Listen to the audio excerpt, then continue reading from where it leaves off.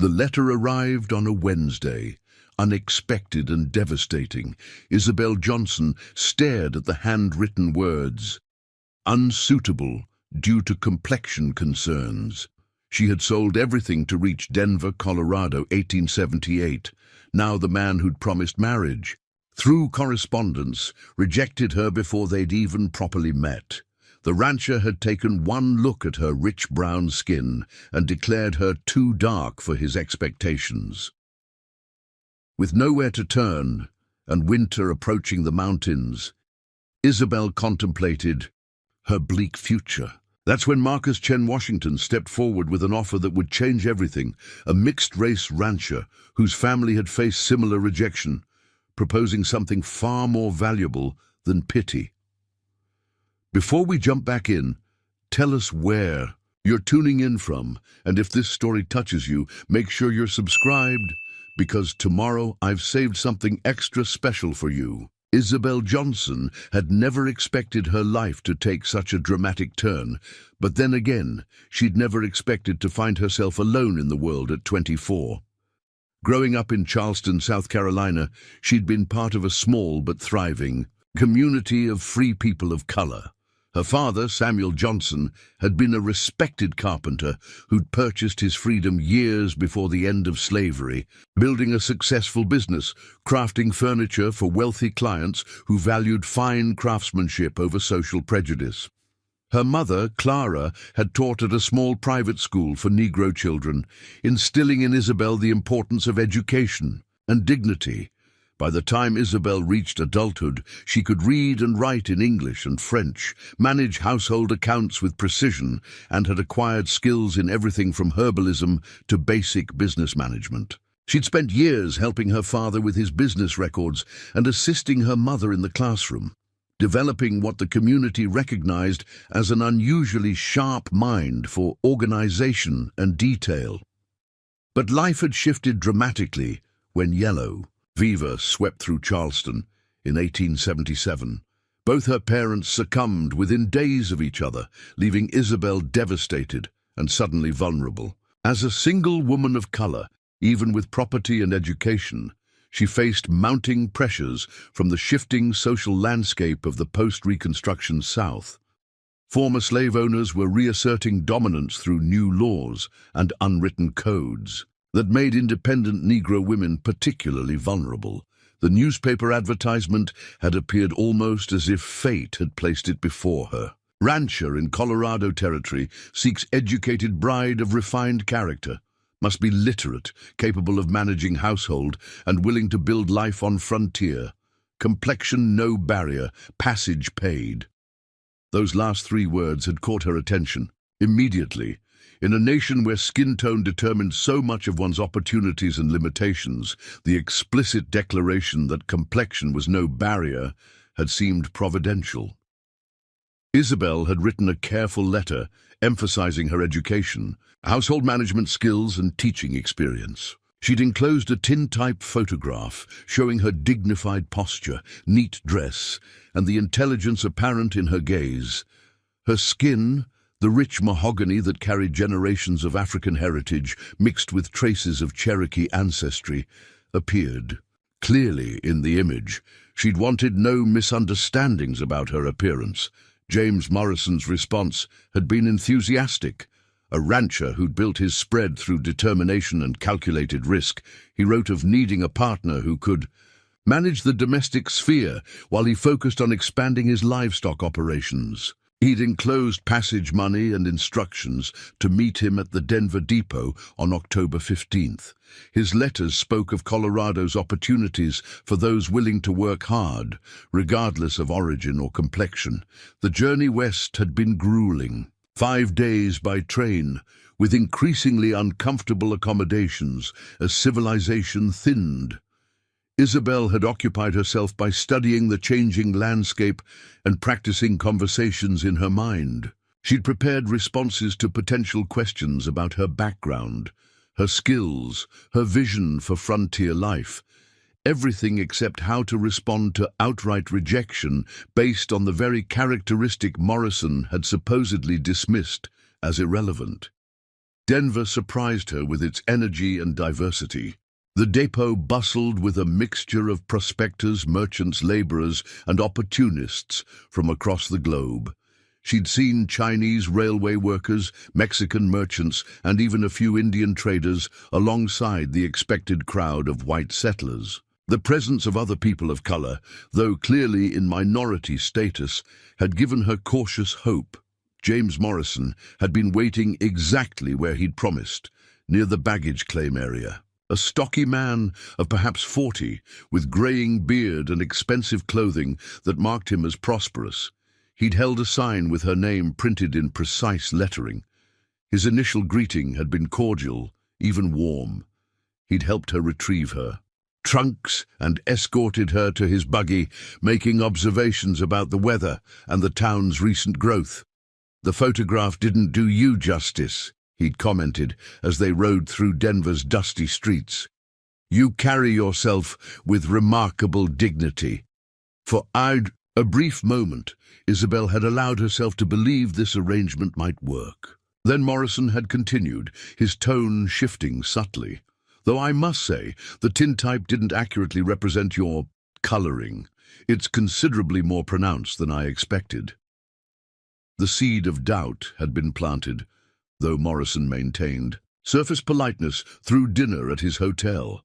He'd asked questions about her education, her household skills, her experience with frontier hardships. Isabel had answered honestly, demonstrating knowledge that impressed him despite his growing unease with her physical presence. "You speak remarkably well," he'd said, the backhanded compliment revealing his biases. "And your understanding of accounts is surprising. How exactly did a person of your background acquire such skills?" Isabel had maintained her composure, explaining her family's circumstances without defensive justification. Her father's success in business, her mother's educational background, the community that had nurtured her development. Each explanation seemed to further unsettle Morrison, who appeared to have expected someone less accomplished, more dependent. The next morning had brought the devastating letter, delivered to her room while she breakfasted alone in the hotel dining room. The words had been carefully chosen to maintain a veneer of civility while delivering crushing rejection. "After careful consideration, I regret to inform you that I cannot proceed with our arranged marriage. Your coloring is more pronounced than represented in the photograph, and I fear it would create complications in social circles essential to my ranching business. I've arranged for your room to be paid through the week, after which you must make your own arrangements. No apology for the false advertising that complexion was no barrier. No acknowledgement of the time, expense, and hope she'd invested. Just dismissal and a week's accommodation before being cast adrift in an unfamiliar territory." As Isabel sat in the hotel lobby, the letter clutched in trembling hands, she calculated her resources with growing despair. The return journey to Charleston would consume most of her remaining savings. Even if she reached her hometown, what would await her? Her parents' property had been sold to cover debts and funeral expenses. The teaching position her mother once held had been filled. Single women of color had few options in the increasingly hostile South.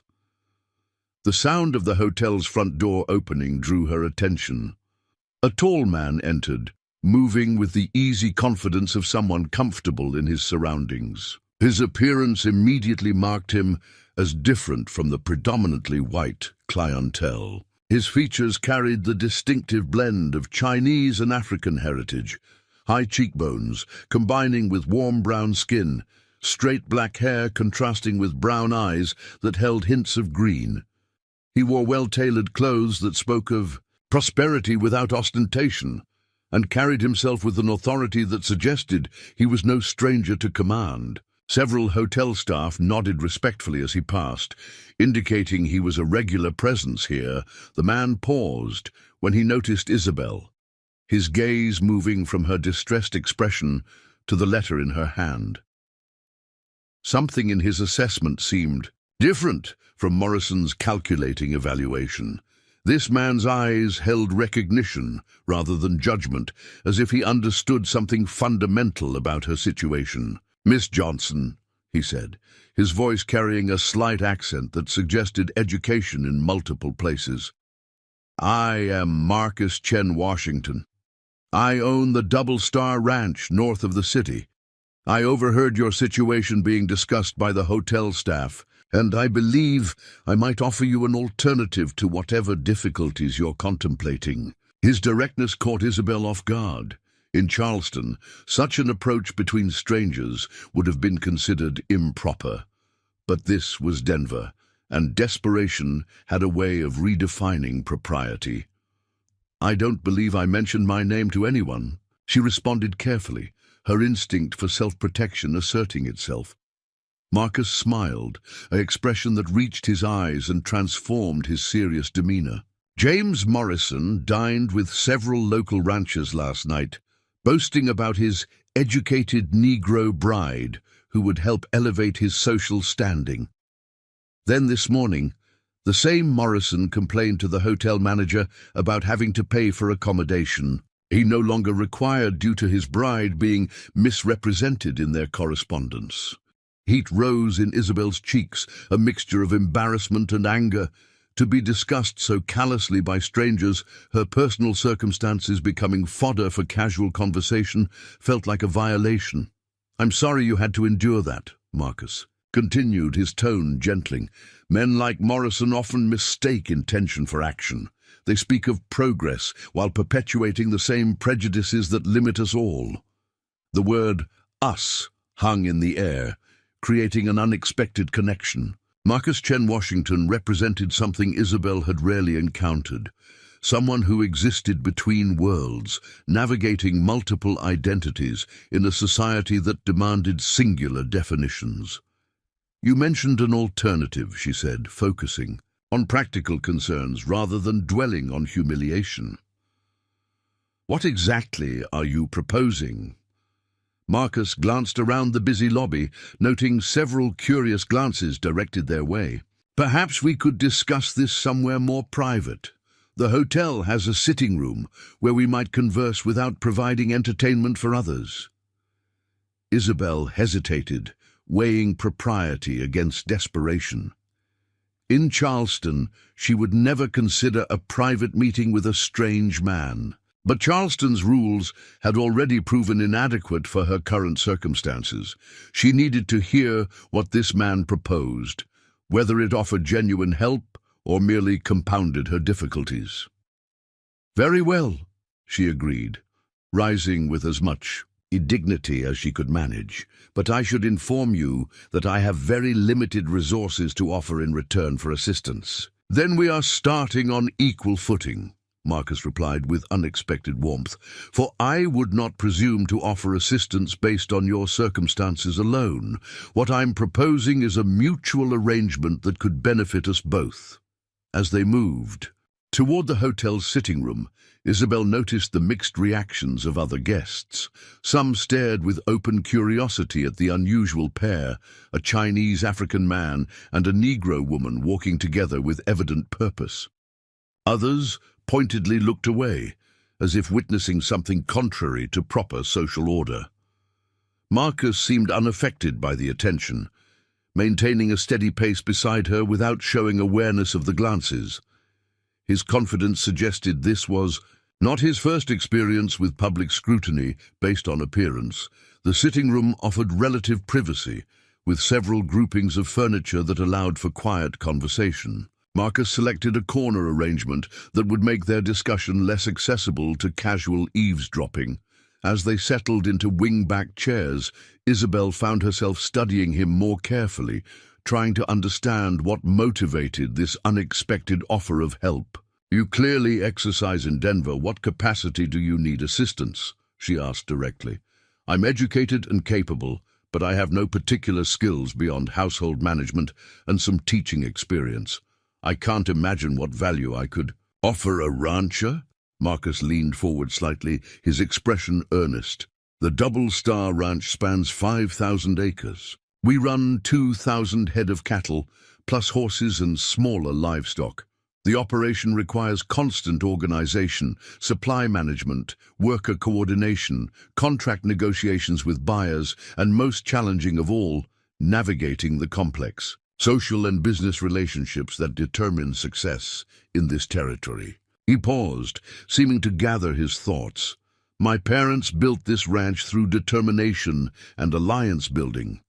My mother was African, freed from slavery through purchase by my father, who was a Chinese merchant from San Francisco. Together, they created something unique, a prosperous operation run by people society considered outsiders. I inherited not just their land, but also their challenges. Isabel began to understand the connection he was drawing. You face similar prejudices in your business dealings. Precisely. Suppliers who question my credit, buyers who prefer working with traditional ranchers, neighboring landowners who resist cooperation, even some of my own workers who sometimes struggle with taking direction from someone who looks neither fully one thing nor another. He met her gaze directly. What I need is someone who understands these challenges, who can navigate social situations with intelligence and dignity, and who won't be intimidated by the prejudices we'll inevitably encounter. You're describing a business partner, Isabel observed, not a typical role for a woman, even here in Colorado. The double star has never been typical, Marcus responded. My parents defied convention to create it. Their legacy demands I continue thinking beyond traditional limitations. He leaned back, studying her. You came west seeking a partnership through marriage. I'm suggesting a different kind of partnership, one based on mutual necessity and complementary skills, rather than romantic convention. The proposition unsettled Isabel, even as it intrigued her. And what guarantee would I have in such an arrangement? Morrison wrote that complexion was no barrier, yet his prejudice emerged immediately. How do I know you won't change your assessment once I've committed myself to this frontier venture? Marcus considered her questions seriously. A valid concern. Perhaps I should explain more about why I believe this arrangement would work. My mother faced constant judgment for her dark skin, my father for his Chinese heritage. They taught me that those who understand prejudice personally are less likely to perpetuate it. More importantly, they showed me that success often comes from forming alliances with others who've been similarly overlooked by mainstream society. He gestured to the window, where Denver's streets teemed with activity. This territory is different from the East. While prejudice exists here too, necessity often trumps tradition. People need reliable business partners more than they need to maintain rigid social boundaries. If you prove yourself valuable to the Double Star Ranch, and I believe you will, the community will accommodate your presence, because they'll need what we can provide. Isabel felt the logic of his argument, though doubt remained. You've built this assessment on our brief encounter and local gossip about Morrison's rejection. How can you be certain I possess the capabilities you need? I learned from my mother to recognize resilience, Marcus explained. You've endured a transcontinental journey only to face immediate rejection. Yet here you sit, not defeated, but calculating your options. Your speech demonstrates education that goes beyond basic literacy. Your posture suggests dignity that survives adversity. These aren't common qualities, regardless of circumstances. He stood, moving to the window that overlooked Denver's main thoroughfare. Tomorrow, I must travel to Fairplay to negotiate a contract for beef delivery to the mining camps. It's a delicate situation. The current supplier has connections to the territorial governor, and he's using those relationships to maintain his monopoly. I need someone who can observe social dynamics, take accurate notes, and perhaps notice details that a man focused on negotiations might miss. Turning back to face her, Marcus presented his proposal clearly. Accompany me as a trial arrangement. No commitment beyond a day's assistance. You'll see what the work entails. I'll observe whether my assessment of your capabilities proves accurate, and we'll both have better information for deciding whether a longer arrangement makes sense. The offer represented both opportunity and risk. Isabel calculated quickly. She had perhaps 7 days remaining at the hotel, after which she'd face destitution in an unfamiliar territory. 1 day spent observing this man's business dealings could provide valuable information about whether he truly offered an alternative to her desperate circumstances. "What compensation would you offer for a day's assistance?" she asked, focusing on practical details while her mind raced with possibilities. $5, regardless of the outcome, plus reimbursement for any expenses required. If neither of us feels the arrangement should continue, you'll have maintained your options while gaining knowledge about frontier commerce that might prove useful elsewhere. $5 represented significant money, especially for a day's work. The sum indicated either Marcus Chen Washington possessed genuine resources, or he valued this potential arrangement highly. Either possibility encouraged her to accept this. "A trial. I'll need to inform the hotel management of my temporary absence," she said, rising with new purpose. "And prepare appropriate attire for a business journey." Marcus smiled with what appeared to be relief. "We depart at dawn.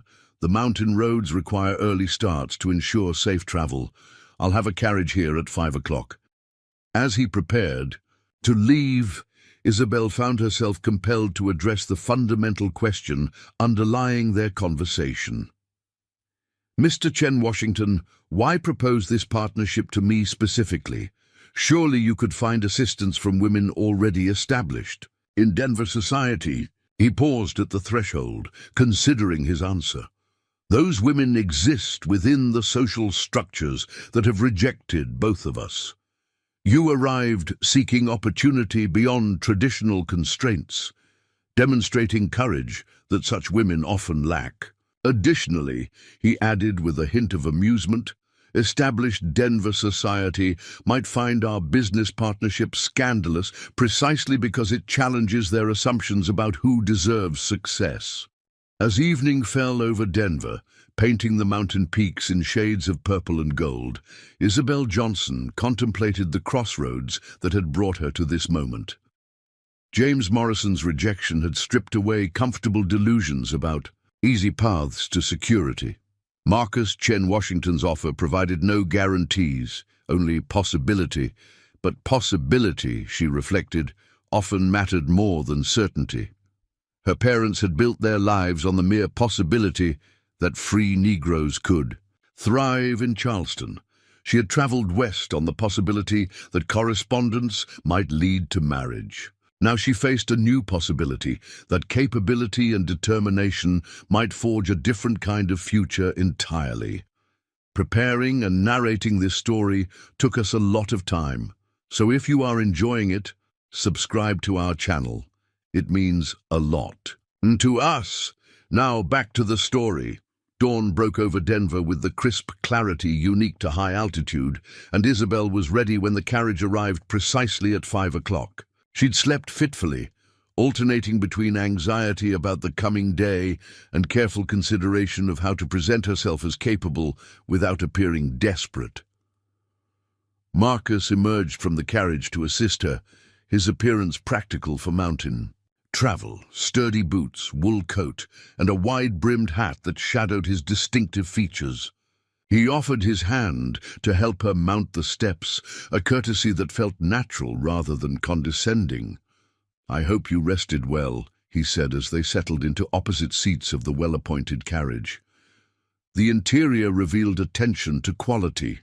Leather, upholstery, brass fittings, even small compartments for written materials and valuables, as well as uncertainty permits, Isabel replied honestly.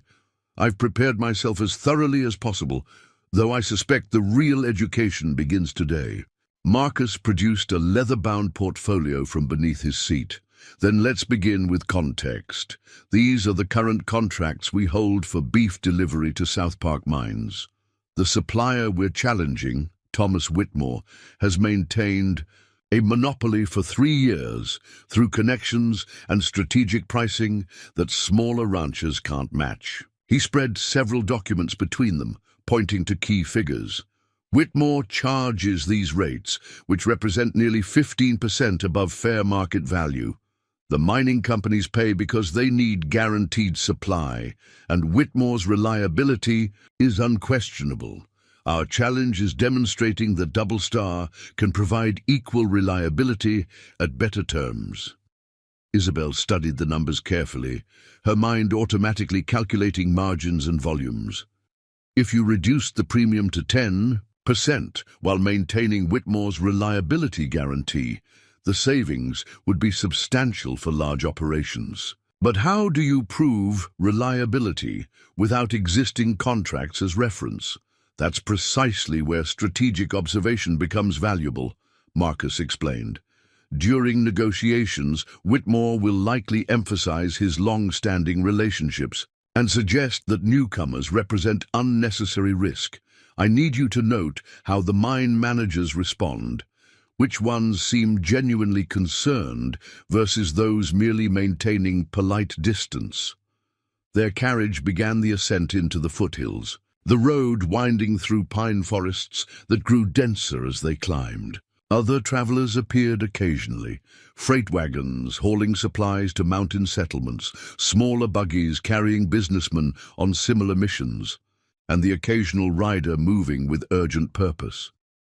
You mentioned yesterday that you managed your father's business records, Marcus continued, seemingly comfortable with their extended proximity. What kind of enterprise did he run?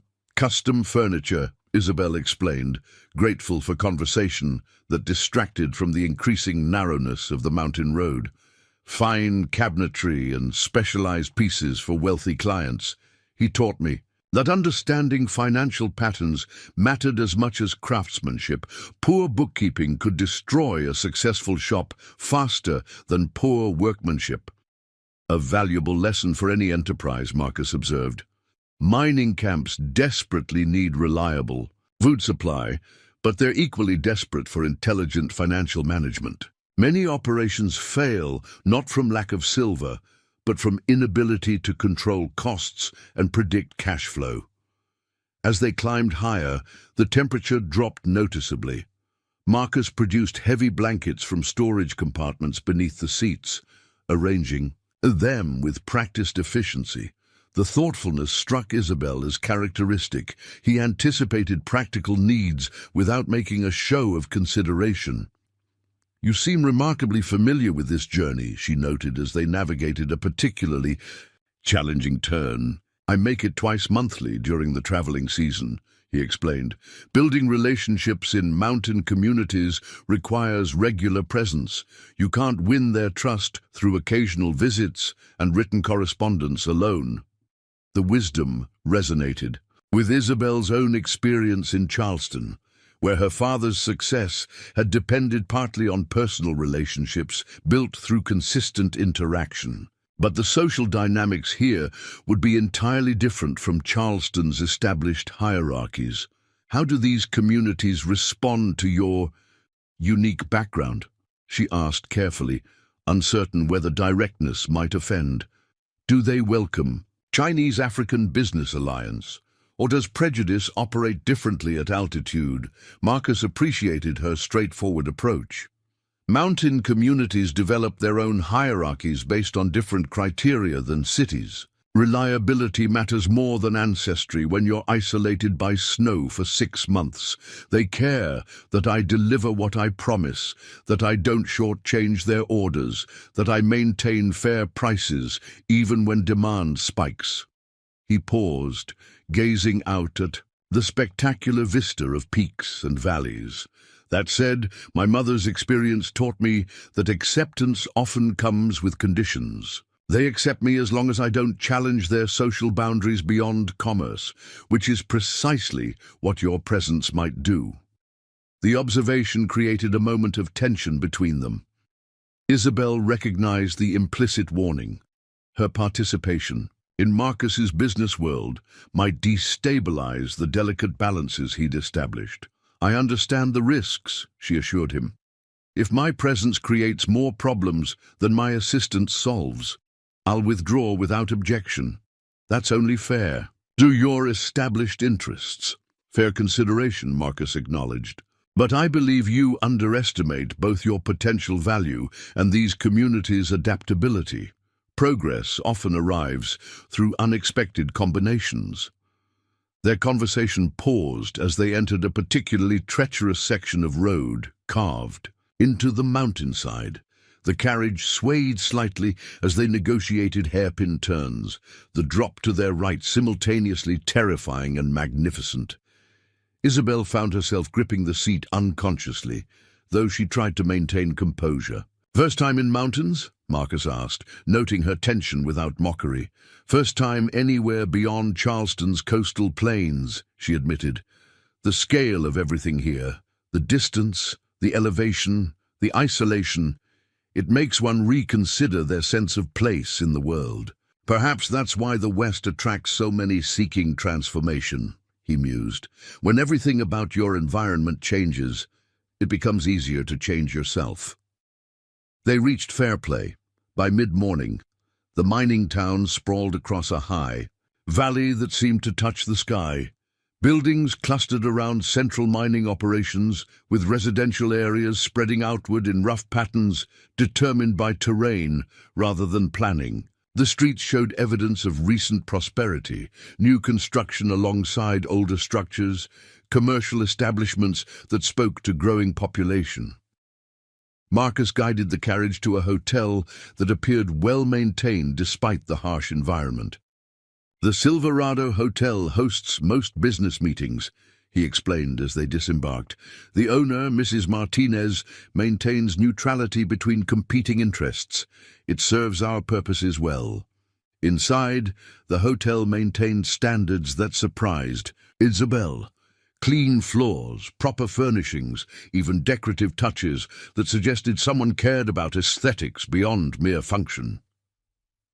Mrs. Martinez herself greeted them, a woman of middle years whose Mexican heritage and confident demeanor suggested she'd earned her position through determination rather than inheritance. "Mr. Washington," she greeted Marcus with warm familiarity, "your usual room is ready. The Mining Association expects you at noon." Her gaze moved to Isabel with curious assessment but without judgment. "And you must be the young lady Mr. Whitmore mentioned seeing at the Denver depot yesterday. He seemed quite excited about your presence in our territory." The comment created immediate concern. If Whitmore had already identified Isabel's connection to Marcus, he might use it to undermine their credibility. "Mrs. Martinez, may I present?" "Miss Isabel Johnson," Marcus responded smoothly. "She's assisting with our records management during this business trip." "Welcome to Fairplay, Miss Johnson," the woman replied with practiced hospitality. "I hope you'll find our accommodations comfortable despite the elevation. Many visitors require adjustment time." After settling into their respective rooms, Marcus and Isabel convened in the hotel's small dining room to review their strategy for the upcoming meeting. Other guests, mostly men involved in various mining enterprises, occupied nearby tables, their conversations creating a convenient buffer for private discussion. "Whitmore knows you're here," Marcus noted grimly. "That complicates matters. He'll likely attempt to use your presence to suggest I'm making desperate moves by hiring outside help. Then we should prepare counters to whatever narrative he might construct," Isabel proposed, pulling out her notebook. "If he questions my qualifications, emphasize my background in business management. If he suggests desperation, highlight that successful operations evolve their practices." Marcus nodded approvingly. "Your strategic thinking aligns with my own assessments. The challenge remains maintaining focus on business merits while deflecting personal attacks." Over the next hour, they refined their approach. Isabel would document the meeting, a role that justified her presence while allowing her to observe dynamics Marcus might miss while negotiating. They identified key points to emphasize: Double Star's growing capacity, competitive pricing structures, and reliability guarantees that matched Whitmore's offerings. At precisely noon, they entered the hotel's meeting room, where representatives of 3 major mining operations awaited. Whitmore stood immediately upon their entrance, his bulk and commanding presence dominating the space. Two other men rose more slowly, lean, weathered individuals whose attire and bearing marked them as the actual decision-makers. "Watson, Williams," Whitmore called cheerfully to his companions, deliberately using Marcus's surnames separately. "Look what the mountain brought us, our friend Marcus Chen Washington and his new assistant. Though I must say, most men wouldn't bring their wives to business meetings." The calculated insult demanded response without providing obvious openings. Marcus handled it with remarkable grace. "Miss Johnson manages our records for this negotiation, same as you've brought Wilson here for your calculations," he replied. Nodding to Whitmore's clerk, "We find that thorough documentation prevents misunderstandings about terms and deliveries." The mining representatives, Edward Watson from the Golden Hills operation and James Williams from Summit Valley Mining, introduced themselves with polite distance. Their keen eyes assessed both Marcus and Isabel, clearly noting the unusual nature of their partnership. "Let's proceed to business," Watson suggested, his gruff demeanor cutting through social complications. "Time's valuable at altitude. Mr. Whitmore, present your proposal for increased capacity." As Whitmore launched into his presentation, Isabel maintained careful notes while observing the dynamics Marcus had predicted. Whitmore's price increase request, 20% higher due to increased operational costs, drew visible discomfort. From both mine owners, Williams interrupted with sharp questions about specific cost increases. "Feed prices haven't risen that dramatically. What justifies this steep premium?" "Reliability costs," Whitmore asserted confidently. "Smaller operations can't maintain consistent supply through winter conditions. You've experienced the consequences of shortfalls, men threatening strikes, productivity dropping.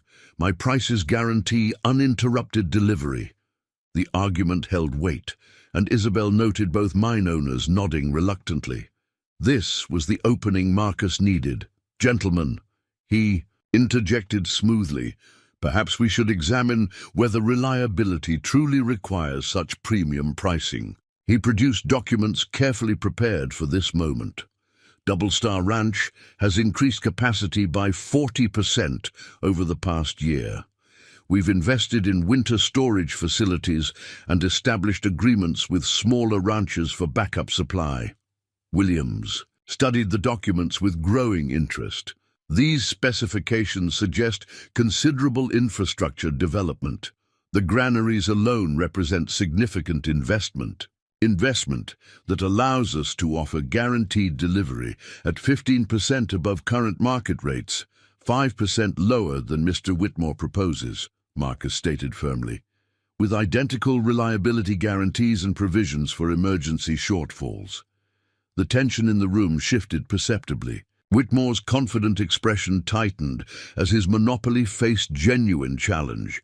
He attempted to redirect the conversation toward experience and established relationships, but both mine owners remained focused on the financial comparison. Throughout the exchange, Isabel documented precise quotes and observed subtle signals. Watson's increased attention when Marcus mentioned winter storage capacity, Williams's skeptical glance when Whitmore claimed exclusive access to emergency supplies. These details would prove valuable for follow-up negotiations. The meeting concluded without immediate resolution, as expected. The mine owners requested time to review both proposals thoroughly. Outside the hotel, as they prepared for the return journey, Marcus turned to Isabel with evident satisfaction. "You captured Watson's reaction when we discussed infrastructure investment?" he asked as they walked toward their carriage. His eyebrows lifted significantly, and he leaned forward. "To examine the documents more closely," she confirmed. Williams seemed more interested in the emergency supply provisions. Both appeared genuinely surprised by your capacity increase. "Excellent observations," Marcus praised. "Those details will guide our follow-up strategy." Watson values tangible infrastructure. He'll want to inspect our facilities. Williams worries about reliability during emergencies. We should prepare specific examples of our contingency planning. As their carriage began the descent from Fairplay, the late afternoon, sun painted the peaks in shades of gold and amber. Isabel reflected on the morning's success. She had functioned effectively in an environment completely outside her experience. "You handled yourself admirably," Marcus commented, as if reading her thoughts. "Whitmore's attempt to undermine us through social implications failed because you maintained professional focus throughout." "I recognize the tactic," Isabel admitted. "Similar dynamics existed in Charleston, though the specific prejudices differed. Men often challenge women's business presence through personal insinuation rather than professional argument. A universal truth, unfortunately. Your composure denied him that weapon." The journey back to Denver provided opportunity for more extensive conversation. Marcus shared details about building Double Star Ranch, the challenges his parents faced, the alliances they'd forged, the principles they'd established. Isabel reciprocated with stories of her family's experience in Charleston, the community they'd built, the delicate negotiations required to maintain business success while navigating complex racial hierarchies. "Your parents created something remarkable," Marcus observed, as they discussed her father's furniture business. Independent prosperity demanded exceptional diplomacy in the South's social climate. "They taught me that dignity and business acumen could coexist," Isabel reflected, though Charleston's constraints ultimately limited how far their principles could extend. "Perhaps Colorado offers different possibilities," Marcus suggested. The setting sun cast his profile in sharp relief, highlighting features that carried stories of cultural convergence. "If today's trial proved anything, it's that capability transcends conventional categorization when necessity demands solutions." As Denver's lights appeared in the distance, Isabel considered the day's implications. She had proven herself useful in a single business encounter. The real test would be whether this success could develop into sustainable arrangement, one that offered her genuine security while providing value to Marcus's enterprise. "Where do we proceed from here?" she asked directly, as their carriage negotiated the final miles to Denver. "Tomorrow, Watson and Williams will send telegrams requesting formal proposals," Marcus predicted. "We'll need to prepare detailed offerings, including inspection schedules for our facilities. If you're willing to continue as my business assistant, I'd welcome your involvement in developing these proposals." The invitation carried implicit acceptance that extended beyond mere trial. Isabel recognized the significance, not just employment, but acknowledgement of her demonstrated value. "I'm willing," she confirmed, "though we should discuss compensation and term arrangements. Today proved the concept. Practical agreements require clear parameters." "Agreed. Shall we finalize details over dinner? The Clarendon Hotel serves excellent meals, and we can discuss specific terms in their private dining room." As they entered Denver, Isabel felt different from the uncertain woman who departed that morning.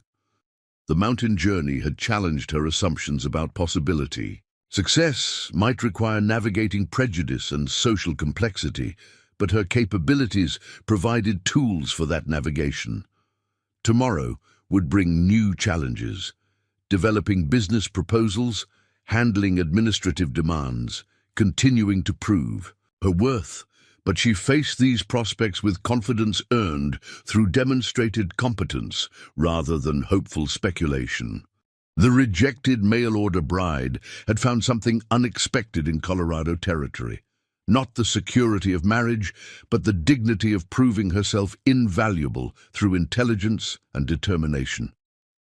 As their carriage pulled up to the Clarendon Hotel, Isabel knew she was stepping toward a future shaped by choice rather than circumstance, partnership rather than subordination. The Clarendon Hotel's private dining room provided an elegant setting for their business discussion, its mahogany, furnishings and crystal fixtures creating an atmosphere of serious commerce. As dishes arrived, fine steaks with sophisticated sauces that spoke to Denver's growing cosmopolitan aspirations, Marcus outlined the parameters of a longer-term arrangement. Based on today's performance, I propose a 6-month contract. He began, cutting his meat with precise movements. $300 monthly, plus accommodations in Denver when required, travel expenses, and a 5% commission on any contracts you directly assist in securing. The sum exceeded anything Isabel had imagined possible. In Charleston, even skilled professionals rarely commanded such compensation. Her immediate instinct was to accept before Marcus reconsidered, but her father's voice echoed in her memory. Never accept a first offer without understanding its full implications.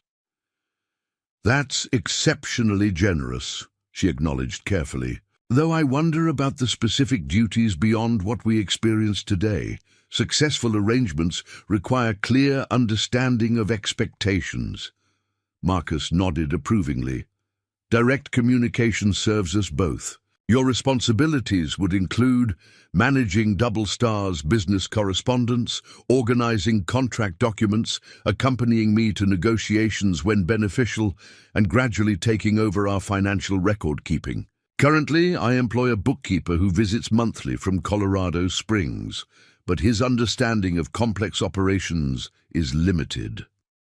Complex operations? Isabel inquired, sensing layers beyond cattle ranching.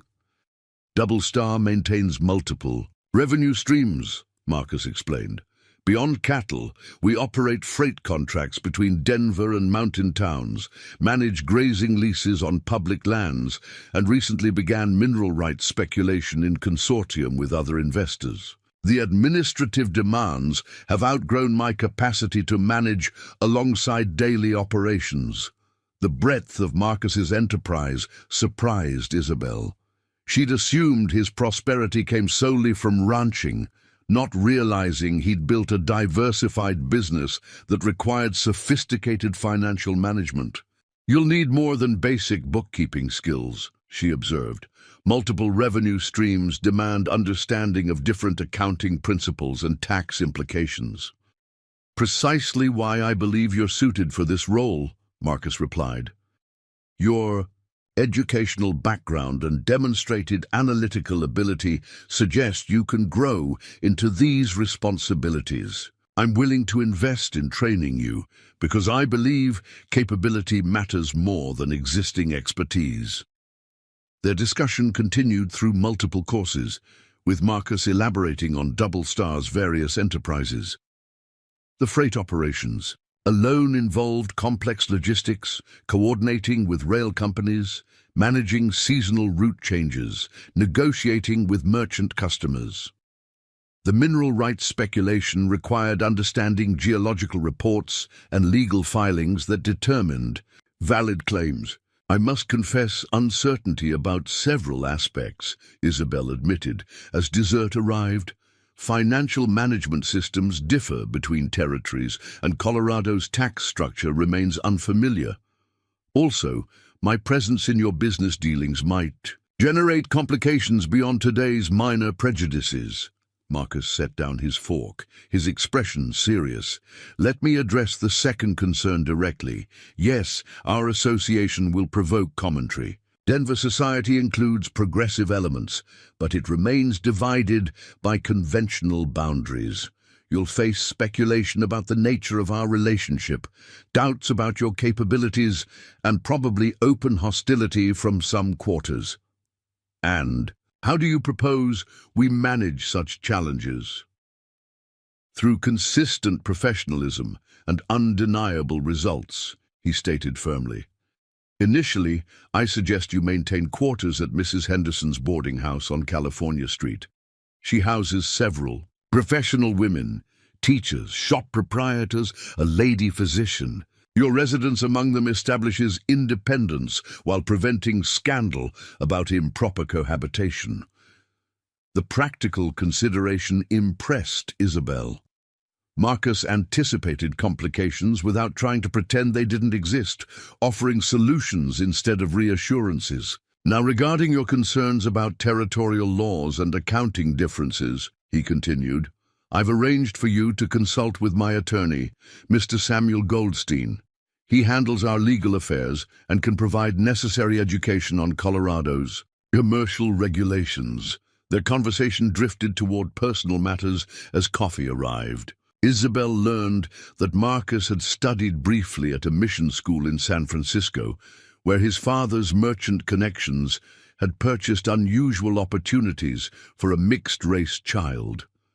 The experience had given him perspective on education's transformative power, while also teaching him the limitations of formal schooling for those society deemed marginal. My parents believed strongly in alliances across differences, Marcus reflected.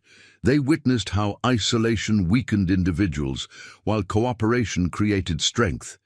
Their marriage itself represented that philosophy, two people who faced exclusion separately finding power together. A philosophy you seem to have inherited, Isabel observed. Your business model relies on connections between diverse communities, ranchers, merchants, miners, investors. You bridge gaps others maintain. Gaps maintained through fear and misunderstanding, Marcus agreed, though I acknowledge the courage required to cross them, which is why I respect your decision to travel 2,000 miles on faith alone. Most people find comfort in familiar limitations. Their evening concluded with final arrangements. Isabel would begin officially the following morning, with her first task being to organize Marcus's existing business papers into coherent filing systems.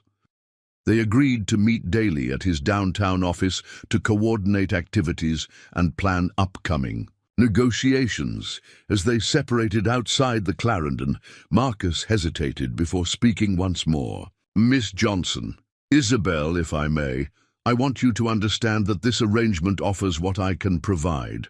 Fair compensation, respect for your capabilities, and opportunity to prove yourself in challenging circumstances. I cannot guarantee universal acceptance or shield you from all prejudice. But I can promise that within our professional partnership, you'll be judged solely on merit. That's more than most can offer, Isabel replied, and more than enough to begin building something worthwhile. The next morning found Isabel at Marcus's office on Larimer Street, a modest but well-appointed space on the second floor of a building that housed various commercial enterprises. The office consisted of 3 rooms, a general area for business meetings, Marcus's private office, and a smaller space that would become her domain. Her first task revealed the magnitude of chaos she'd inherited. Marcus maintained correspondence in roughly chronological order, with documents from different business streams mixed together indiscriminately. Legal contracts required location among personal letters. Financial records existed in various ledgers, without cross-referencing systems, and supply invoices mingled with investment prospectuses. For someone who ran such diverse enterprises with apparent success, Marcus showed surprising tolerance for administrative disorganization. Isabel suspected this stemmed from his hands-on management style. He knew operations intimately, rather than relying on systematic records. Organized chaos, Marcus observed when checking her progress mid-morning. I've developed memory systems for tracking important details, but they scale poorly as operations grow. Understandable, Isabel commented, sorting documents into preliminary categories. Your mind clearly operates systematically. These papers simply need to reflect that order externally. Her categorization revealed fascinating insights about Double Star's operations. The freight contracts alone showed Marcus dealt with over 30 different merchants, some requiring special handling for perishable goods, others demanding precise timing for manufacturing supplies. Mineral rights documents suggested recent speculation in areas that standard geological wisdom considered unpromising. bold investments that hinted at access to privileged information. "You receive reports from private geologists," she noted, holding up correspondence that discussed mineral indicators in obscure locations. "These aren't public survey documents. My father's merchant network included Chinese prospectors who developed unique techniques for identifying valuable deposits," Marcus explained. "They shared knowledge with him that traditional mining experts often dismissed. I maintain those connections today." The revelation illuminated another dimension of Marcus's success. He didn't simply work harder or smarter than competitors. He leveraged alternative knowledge systems that others ignored or couldn't access. The principle aligned with Isabel's own experience. Her father's furniture business had flourished partly because he understood both European and African woodworking traditions, creating unique products that appealed to discerning clients. By afternoon, Isabel had created basic filing categories: contracts current, contracts pending, financial records, correspondence, business, correspondence, personal, legal documents, and mineral land holdings. Each category would require subdivision, but the framework provided immediate improvement over the existing disorder. "The difference is remarkable," Marcus commented, surveying her work. "Visual organization clarifies thinking. I can already see patterns in our contract negotiations that the previous chaos obscured." That evening, as Isabel prepared to relocate from the hotel to Mrs. Henderson's boarding house, she received an unexpected visitor. Maria Santana, the dress seamstress, who maintained a shop on the same floor as Marcus's office, knocked on her hotel room door, bearing a proposal. "Mr. Washington mentioned you'd be working in our building," the young Mexican woman explained, her English slightly accented but perfectly clear. "I thought perhaps we might establish mutual assistance. My shop serves many Denver women, but I lack someone to help manage accounts and inventory. You clearly have skill with numbers." The suggestion intrigued Isabel. Developing additional income sources would increase her independence and security. Moreover, the connection might provide valuable insights into Denver's social dynamics through the female clientele. "What would such an arrangement entail?" Isabel inquired. "2 afternoons weekly," Maria proposed. "I handle all sewing myself, but need help with ledgers, ordering supplies, and managing customer accounts. I could offer $15 weekly. Modest compensation, but might supplement your other work." The practicality appealed to Isabel's instinct for financial security. Her arrangement with Marcus, while generous, remained new and therefore uncertain. Building multiple income streams paralleled the business diversification Marcus employed so successfully. "I accept," she decided, "though we should discuss with Mr. Washington to ensure no conflict of interest arises." Maria smiled warmly. "He already knows. Mr. Washington supports small business alliances. He believes community prosperity benefits everyone's success." The conversation reinforced Isabel's growing understanding of Marcus's business philosophy. He didn't operate as an isolated entrepreneur, but as someone actively building an ecosystem of supportive relationships. This explained both his success and his willingness to take risks with unconventional partnerships. That night at Mrs. Henderson's boarding house, Isabel settled into quarters far different from her Charleston home or the hotel's impersonal luxury. The boarding house maintained strict propriety, ladies' hours, separate dining for unmarried residents, mandatory church attendance on Sundays. Yet the independence it offered outweighed these restrictions. Her housemates proved remarkably diverse for social Denver. Besides herself, the current residents included Rebecca Cohen, the Jewish teacher, Dr. Sarah Wong, a Chinese-American physician trained in Philadelphia, and Elizabeth Turner, a widow who maintained a successful bakery. Their evening conversations revealed experiences that paralleled Isabel's challenges: professional women, navigating society's limitations while building meaningful lives. Men often question my medical training, Dr. Wong shared over evening tea. They suggest my Chinese background makes me suited only for traditional remedies. Yet the same men seek my services when their physicians fail them. Identity becomes both obstacle and opportunity, Rebecca added. The Jewish community welcomed me as teacher, yet I face exclusion from positions at public schools. We adapt by creating our own structures. Elizabeth nodded agreement. After my husband's death, relatives assumed I'd sell the bakery and remarry quickly, but I discovered I managed the business better alone than we ever did together. Now those same relatives praise my business acumen while maintaining I'm exceptional among women. These conversations provided Isabel with invaluable context for her new life. Denver's progressive reputation didn't eliminate prejudice, but created spaces where capable women could prove themselves despite social barriers. The boarding house itself represented one such space. Mrs. Henderson deliberately housed women who challenged conventional limitations, creating a community of mutual support.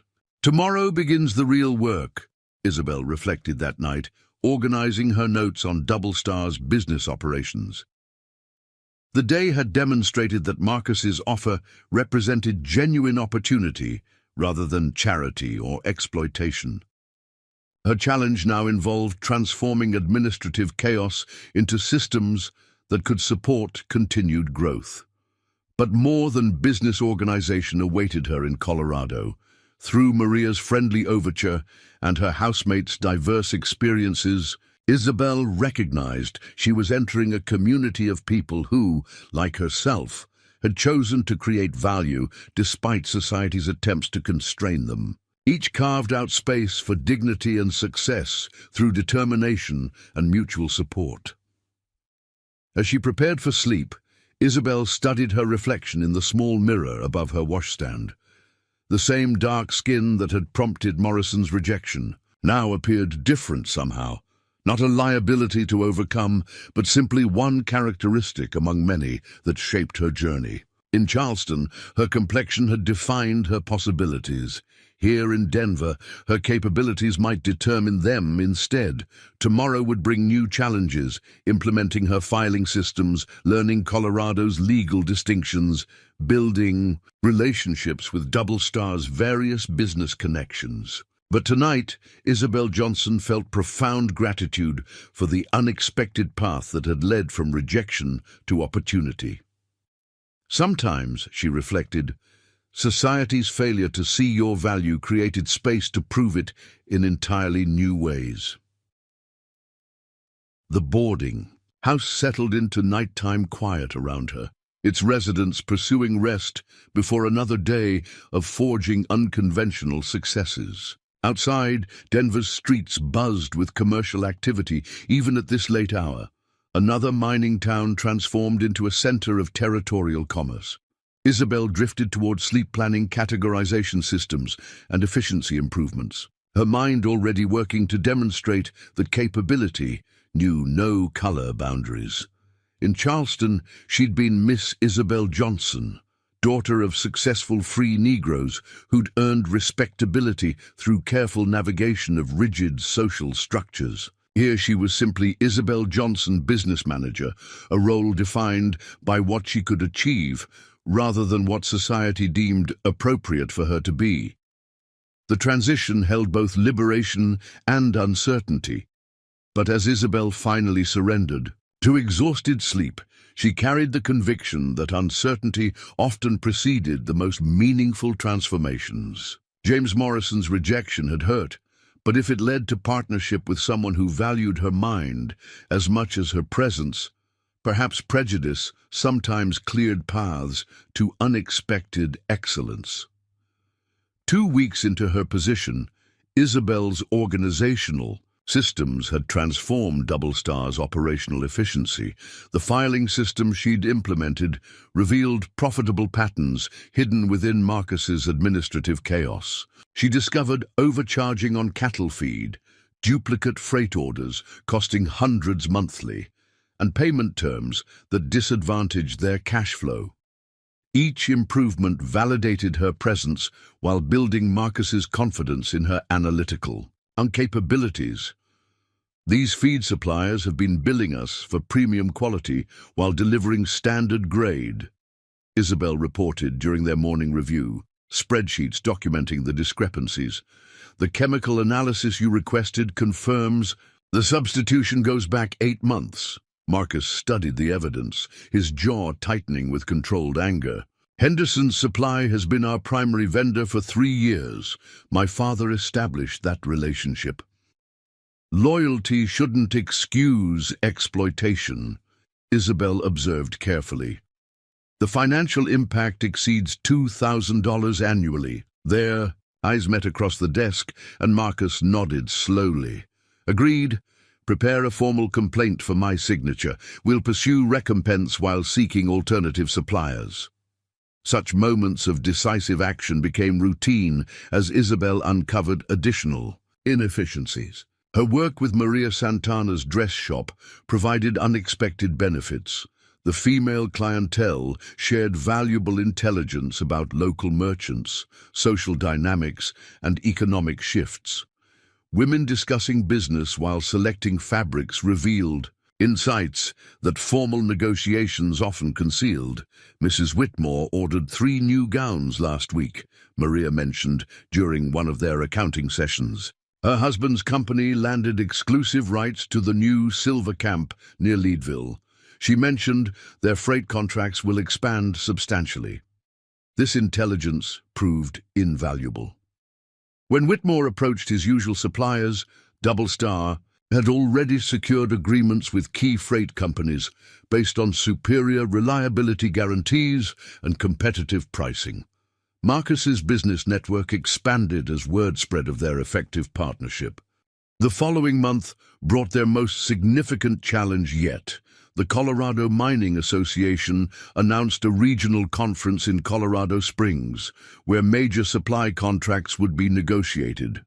Attendance required a 3-day commitment, including social functions, where mining executives' wives would be present. Your participation has become essential, Marcus acknowledged during their planning session. Several mining operators specifically requested your presence after our success in Fairplay. They value your analytical perspective on contract structures and the social expectations, Isabel inquired, understanding the implications. Conference attendance would thrust her into Denver society's scrutiny far beyond casual business. Dealings will need to navigate carefully, Marcus admitted. I suggest we prepare Clara as our chaperone. My ranch foreman's wife has experience in these situations and commands respect among both traditional and progressive elements. Clara Reeves proved an invaluable ally, a sturdy woman of 60 with keen intelligence hidden beneath a matronly exterior. She'd supported her Chinese husband through decades of social complexity. During their preparation for the conference, she provided frankly practical advice. Wear your best dress, but nothing that invites speculation about who purchased it, she counseled while reviewing Isabel's wardrobe. Engage in social conversation, but avoid political debates. Let your professional reputation precede you rather than trying to establish it through direct assertion. The conference itself tested these strategies immediately. The Colorado Springs Hotel buzzed with territorial business leaders whose prosperity depended on mining operations. Many recognized Isabel from their dealings with Double Star, though their acknowledgments varied from polite nods to elaborate pretense of not seeing her. The first negotiation session proceeded smoothly. Isabel's detailed analysis of transportation, cost projections impressed even those who'd questioned her presence. Her suggestion to create seasonal rate structures that adjusted for winter difficulty while maintaining fair pricing earned approval from multiple mining companies. Your proposal about winter premiums shows sophisticated understanding, commented Peter Reynolds, president of the Colorado Mining Association, after the session. Many overlook how seasonal challenges affect freight economics. Social functions proved more challenging.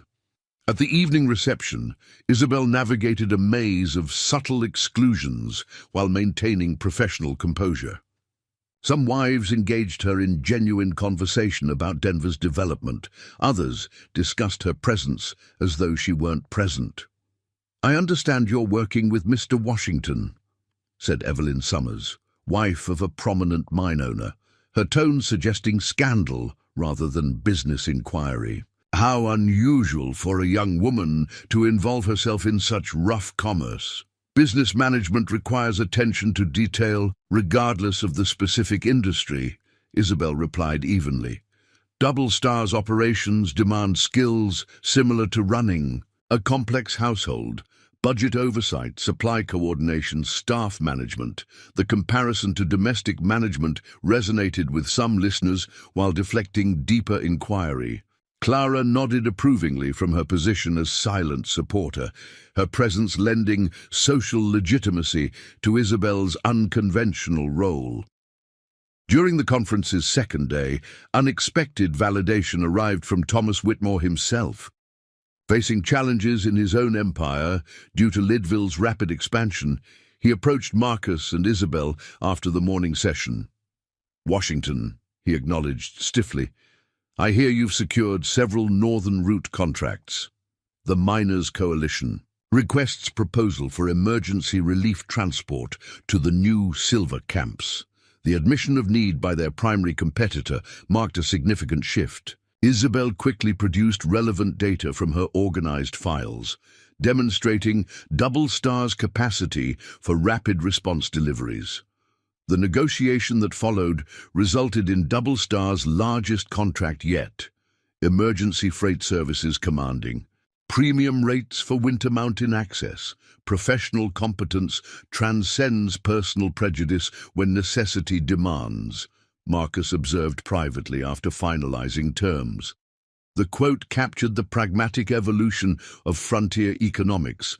That evening's formal dinner tested Isabel's social navigation skills further. Seated among mining executives and their wives, she maintained conversation about neutral topics: the territory's educational development, improvements in transportation infrastructure, Denver's growing cultural offerings. Her Chicago-educated boarding housemate Dr. Wong had coached her on managing such gatherings. "Professional women at social functions walk a careful line," Sarah had advised. "Too quiet suggests you don't belong.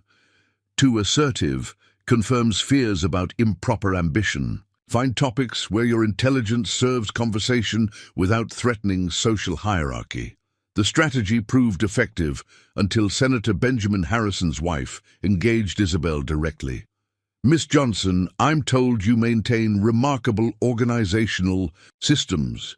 My committee work for charitable causes could benefit from such expertise. Might you consider offering guidance?" The invitation represented both honor and potential complication. Accepting could elevate Isabel's social standing, but might also create tensions with her primary employment responsibilities. Clara intercepted with perfect timing. Miss Johnson's reputation for systematic thinking has indeed spread, Clara confirmed diplomatically. Perhaps she could recommend reading materials on financial organization that might benefit the committee's work.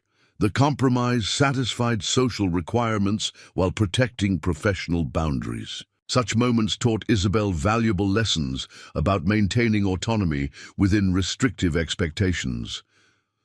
The conference concluded with Double Star securing contracts worth over $50,000 annually, a testament to Isabel's analytical contributions and Marcus's strategic execution.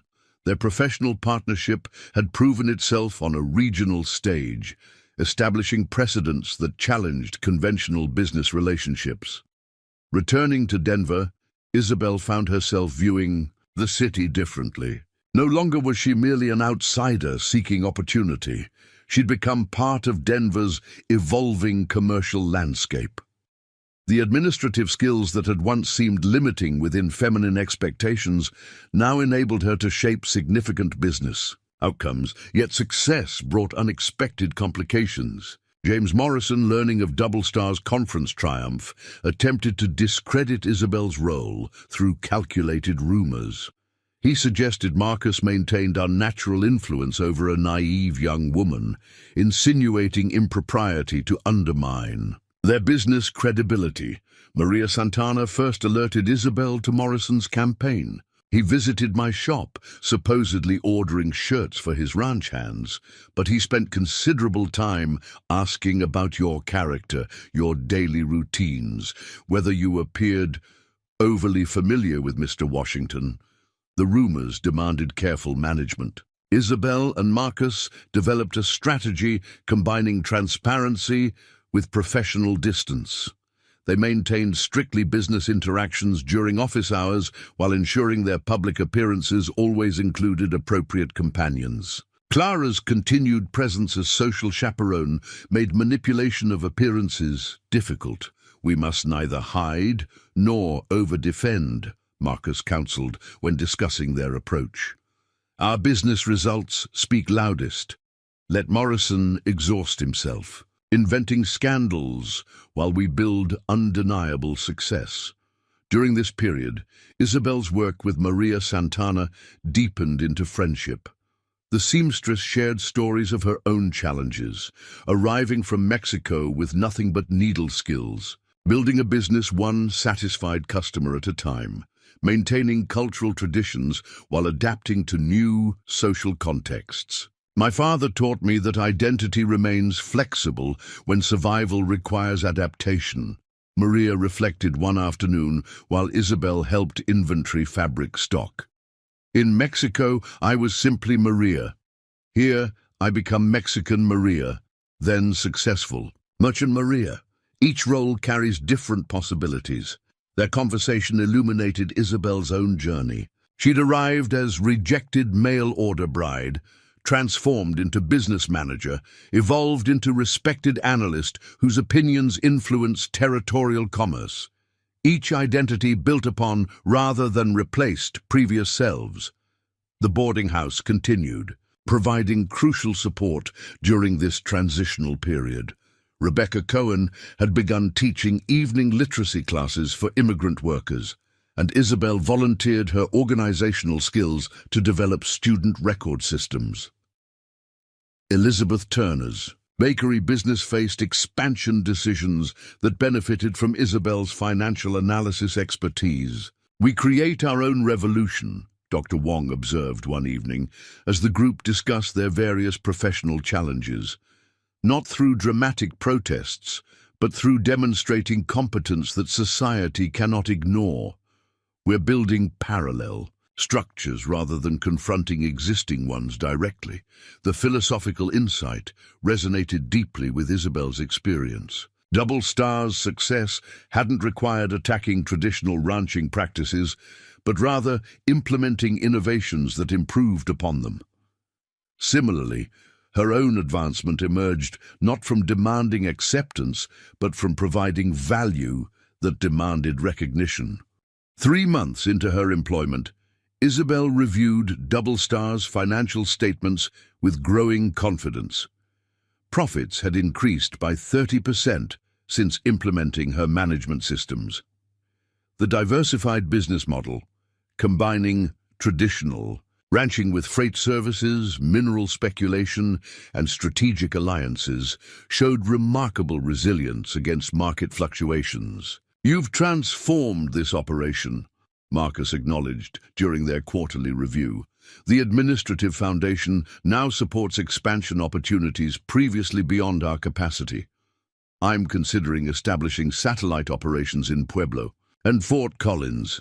Geographic diversification aligns with freight contract optimization," Isabel agreed, already calculating investment requirements. "But rapid expansion risks overextending management capacity. Perhaps we should consider developing additional managers rather than expanding your personal oversight." The suggestion prompted serious discussion about Double Star's future structure. Marcus hadn't considered training others to share management responsibilities, but Isabel's analysis demonstrated the necessity. Growing beyond one individual's capacity required building organizational strength beyond personal capability. As winter approached the territory, Isabel found herself increasingly integrated into Denver's diverse business community. Chinese merchants who'd worked with Marcus's father now sought her advice on Western accounting practices. Mexican freight operators valued her bilingual communication skills. Even some traditional business circles that had initially resisted slowly acknowledged her expertise. The transformation extended beyond professional acceptance. During one particularly successful business dinner, where Isabel's contract proposals earned approval from multiple mining operations, Marcus raised his glass in toast to partnership that recognizes potential beyond conventional boundaries. That's it. Words carried personal as well as professional significance. Their working relationship had evolved into something deeper. Mutual respect built through shared challenges, trust developed through consistent reliability, understanding forged through complementary capabilities, recognizing each other's worth. That evening, as Isabel prepared comprehensive expansion plans for Double Star's potential satellite operations, she reflected on her remarkable journey. 6 months prior, she'd considered herself fortunate to escape Charleston's limitations for promised security as a ranch wife. Now she wielded genuine influence over territorial commerce, her analytical skills shaping decisions that affected thousands of workers across Colorado.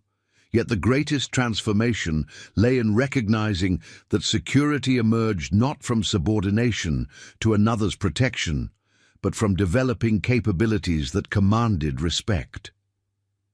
James Morrison's rejection had devastated because she'd internalized the belief that her value required his validation. Marcus Chen Washington had offered something Morrison couldn't comprehend, recognition of worth already present, awaiting only opportunity to flourish.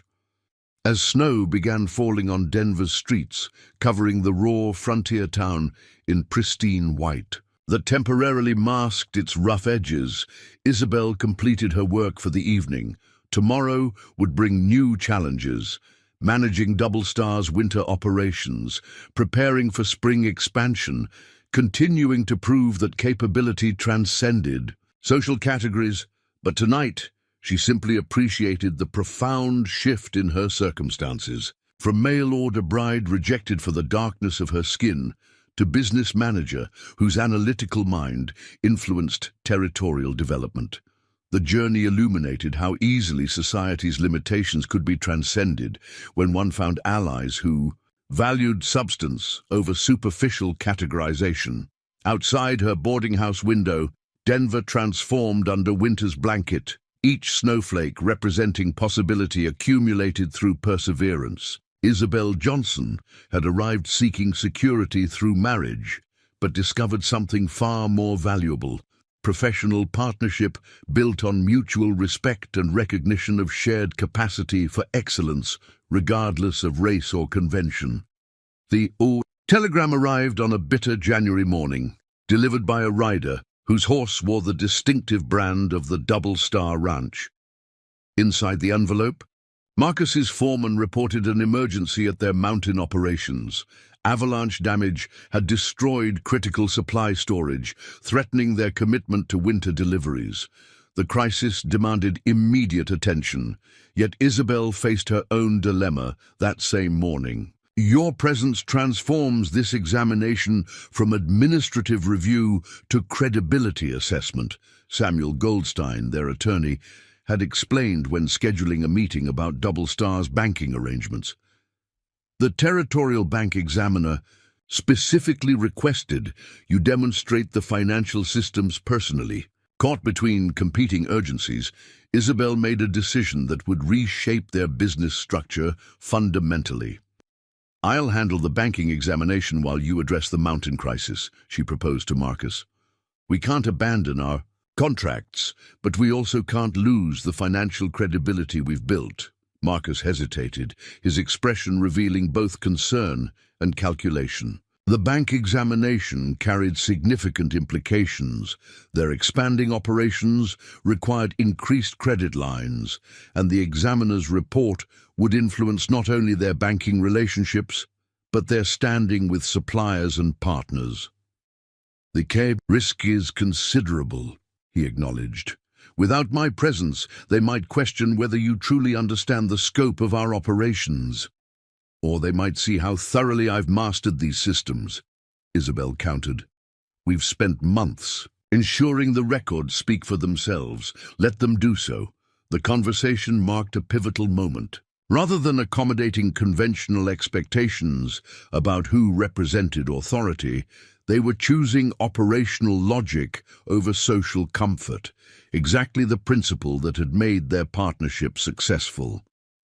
Marcus departed for the mountains within the hour, leaving Isabel to prepare for what became much more than a routine examination. Word spread quickly through Denver's business community that the mixed-race rancher's Negro business manager would single-handedly represent Double Star Ranch to the Territorial Banking Authority. The morning of the examination, Isabel dressed in her finest professional attire, a severe but elegant dress in deep burgundy that projected competence without excess. She arrived at the bank 30 minutes early, using the time to review her presentation materials once more. The documents told a compelling story: systematized inventory tracking, optimized freight routes, diversified revenue streams, all resulting in consistent profitability despite seasonal challenges.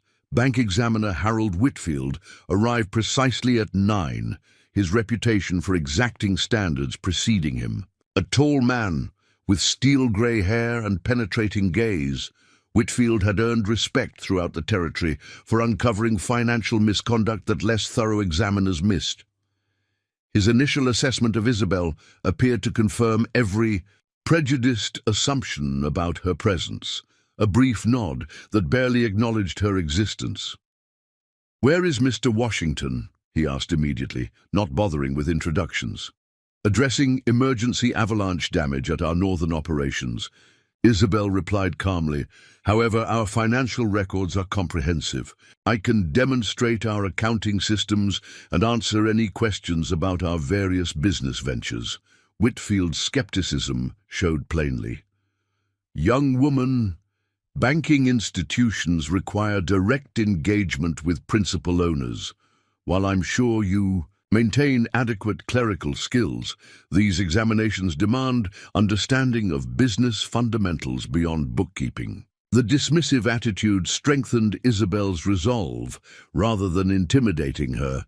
She had faced such assumptions repeatedly since arriving in Colorado. "Shall we begin with our transportation contracts?" she suggested professionally.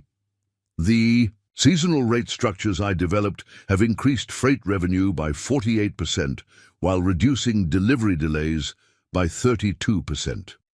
Despite himself, Whitfield's interest flickered. Transportation economics directly affected mining. Profitability, the backbone of Colorado's economy. He followed her to the private examination room, where she had arranged Double Star's documentation methodically. Over the next 3 hours, Isabel walked Whitfield through every aspect of Double Star's financial operations. She explained how cross-referencing shipping manifests with payment records revealed systematic overcharging by previous freight partners. She demonstrated the cash flow projections that guided their inventory purchasing decisions. Most impressively, she detailed the risk management strategies that protected them from commodity price fluctuations. Halfway through the presentation, Whitfield's posture changed. He leaned forward, asking increasingly technical questions that revealed genuine engagement rather than perfunctory procedure. When Isabel produced comparative analyses showing Double Star's efficiency metrics exceeded territorial averages by substantial margins, his skepticism transformed into professional respect. "These mineral rights investments," he noted, studying documents regarding Double Star's speculative holdings. They follow unusual patterns. Most operations focus on established claims with proven yields. Isabel seized the opportunity to explain Marcus's strategic thinking. We utilize geological intelligence from Chinese prospector networks, traditional methods that often identify deposits overlooked by conventional surveys. These investments balance our portfolio's dependence on cattle and freight revenues. Remarkable diversification, Whitfield admitted.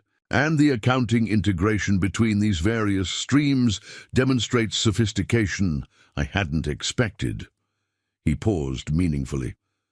From any operation, regardless of management structure, the subtle acknowledgement marked progress. By noon, when they broke for scheduled lunch, Whitfield had shifted from challenger to collaborator, discussing banking solutions rather than questioning basic competence. The bank president, initially wary of the unconventional presentation, found himself impressed by Whitfield's positive assessment. Miss Johnson has demonstrated exceptional comprehension of complex financial principles, Whitfield reported. Double Star Ranch maintains accounting standards that exceed many larger operations I've examined. Their expansion proposals are well supported and carefully calculated. The validation resonated beyond immediate banking arrangements. News traveled quickly through Denver's commercial networks. The Territorial Bank Examiner had praised a Negro woman's financial management. The precedent challenged assumptions that extended far beyond banking circles. Meanwhile, Marcus faced his own crisis in the mountains. The avalanche had destroyed more than supplies. It had blocked the only practical route to several mining camps dependent on Double Star's deliveries. Failure to resolve the situation would mean broken contracts and damaged reputation precisely, when their business reputation mattered most. Arriving at the affected site, Marcus discovered the engineering challenge exceeded initial estimates. The snow mass had destabilized the entire canyon wall, making standard clearing attempts dangerous. Traditional solutions, simply cutting through the debris, risked triggering additional slides that could trap workers. We need expertise beyond our current capabilities, admitted Jensen, the experienced foreman who managed their northern operations. The terrains become unstable in ways our men haven't encountered. Marcus faced a difficult decision. Hiring outside engineering consultants would delay delivery for weeks while consuming resources earmarked for spring expansion. Yet attempting shortcuts could result in catastrophic failure, both in immediate safety and long-term reputation. His solution reflected the same innovative thinking that had built Double Star's diverse success. Among their freight contracts was a relationship with the Wellington Mining Equipment Company, whose engineers specialized in mountain tunneling techniques. Rather than hiring them directly for expensive consultation, Marcus proposed a different arrangement. Supply our stranded mining camps through Wellington's existing tunnels, he negotiated with company executives. In exchange, provide engineering support for clearing our route. Your equipment reaches the camps. Our reputation remains intact, and you gain priority freight contracts for next season. The creative partnership solved immediate problems while establishing valuable connections. Wellington's engineers demonstrated techniques that revolutionized Double Star's approach to mountain operations. Within 2 weeks, they had not only cleared the avalanche damage, but improved the route's stability through strategic reinforcement. These parallel successes, Isabel's banking triumph and Marcus's engineering solution, reinforced their partnership's fundamental strength. Rather than conforming to conventional limitations, they consistently found alternatives that transcended traditional boundaries. When news of both accomplishments reached Denver simultaneously, the impact on Double Star's reputation proved transformative. The Territorial Bank increased their credit authorization by 60%. Mining suppliers began offering priority access to equipment previously reserved for established operations. Even Thomas Whitmore acknowledged their competence grudgingly, remarking that unorthodox management sometimes produces orthodox results. Yet success attracted unexpected attention from beyond Colorado's borders. A delegation from the Western Banking Association, headquartered in San Francisco, requested permission to study DoubleStar's financial integration methods. Their interest stemmed from Whitfield's official report, which had praised Isabel's systems as innovative approaches worthy of broader implementation. The invitation carried significant implications. Presenting their methodologies to regional banking authorities would elevate their influence considerably. However, it also meant exposing their practices to increased scrutiny from institutions potentially less progressive than Colorado's emerging commercial culture. "We've built something remarkable through necessity," Isabel observed as they discussed the invitation. "Perhaps sharing it could benefit others navigating similar challenges." Their decision to accept the delegation launched DoubleStar's evolution, from successful regional operation to influential industry model. The visiting bankers, initially skeptical about examining systems developed by a Chinese African rancher and Negro woman, departed impressed by the measurable results of their collaborative approach. "Efficiency recognizes no racial boundaries," commented Charles Huntington, president of the California Merchants Bank, after reviewing their freight optimization calculations. These routing algorithms could transform transportation economics. Throughout the Western Territories, the recognition validated more than business methodology. It demonstrated how innovation often emerged from perspectives traditionally excluded from influencing commerce. DoubleStar's success resulted partly from Marcus and Isabel combining insights from multiple cultural traditions, creating solutions that purely traditional approaches missed. As winter gradually yielded to early spring, their relationship deepened beyond professional partnership. They had weathered crises that would strain many business arrangements, emerging stronger through mutual support and complementary capabilities. Neither had sought romance when their paths converged, yet shared purpose had fostered genuine affection. One evening, while reviewing expansion plans for their proposed Pueblo satellite office, Marcus made an observation that transcended business strategy. "We've created something unique here, a partnership that succeeds precisely because it doesn't constrain either participant to predetermined roles." Isabel met his gaze, recognizing layers of meaning beneath the professional observation. Traditional boundaries would have limited both our individual potential and collective achievement. Success required creating our own definition of partnership. The moment hung between them, not dramatic declaration, but quiet acknowledgement of affection built through shared struggles and mutual respect. Neither felt compelled to immediately transform their relationship's nature. The professional partnership provided foundation for whatever personal connection might develop organically. Their boarding house community noticed the evolving dynamic with supportive discretion. Dr. Wong particularly understood the complexity of maintaining professional reputation while acknowledging personal feeling in frontier society. Love between equals challenges social expectations. Most profoundly, she observed during one evening's gathering, society more easily accepts affection that confirms existing hierarchies than relationships that suggest alternative structures. The insight reflected broader transformations occurring. Throughout Denver, the Territorial Banking Association's endorsement of DoubleStar's methods had encouraged other institutions to reconsider their assumptions about capable management. Women's commercial contributions began receiving acknowledgement previously withheld. Mixed-race entrepreneurs found resistance softening as results superseded prejudice.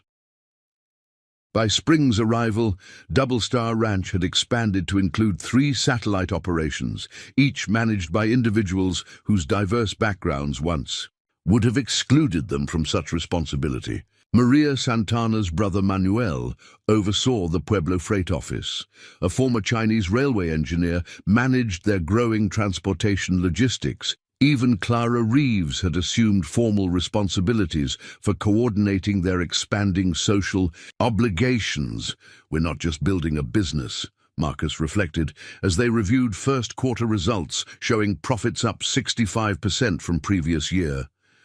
"We're demonstrating an alternative model for frontier commerce, one that values capability wherever it resides." The philosophy continued, generating unexpected alliances. Their success in rehabilitating the mountain route led to consulting opportunities from competing freight operations. Banking institutions throughout the territory sought Isabel's expertise in developing financial tracking systems. Even some, who had initially opposed their unconventional partnership, began requesting collaboration on various ventures.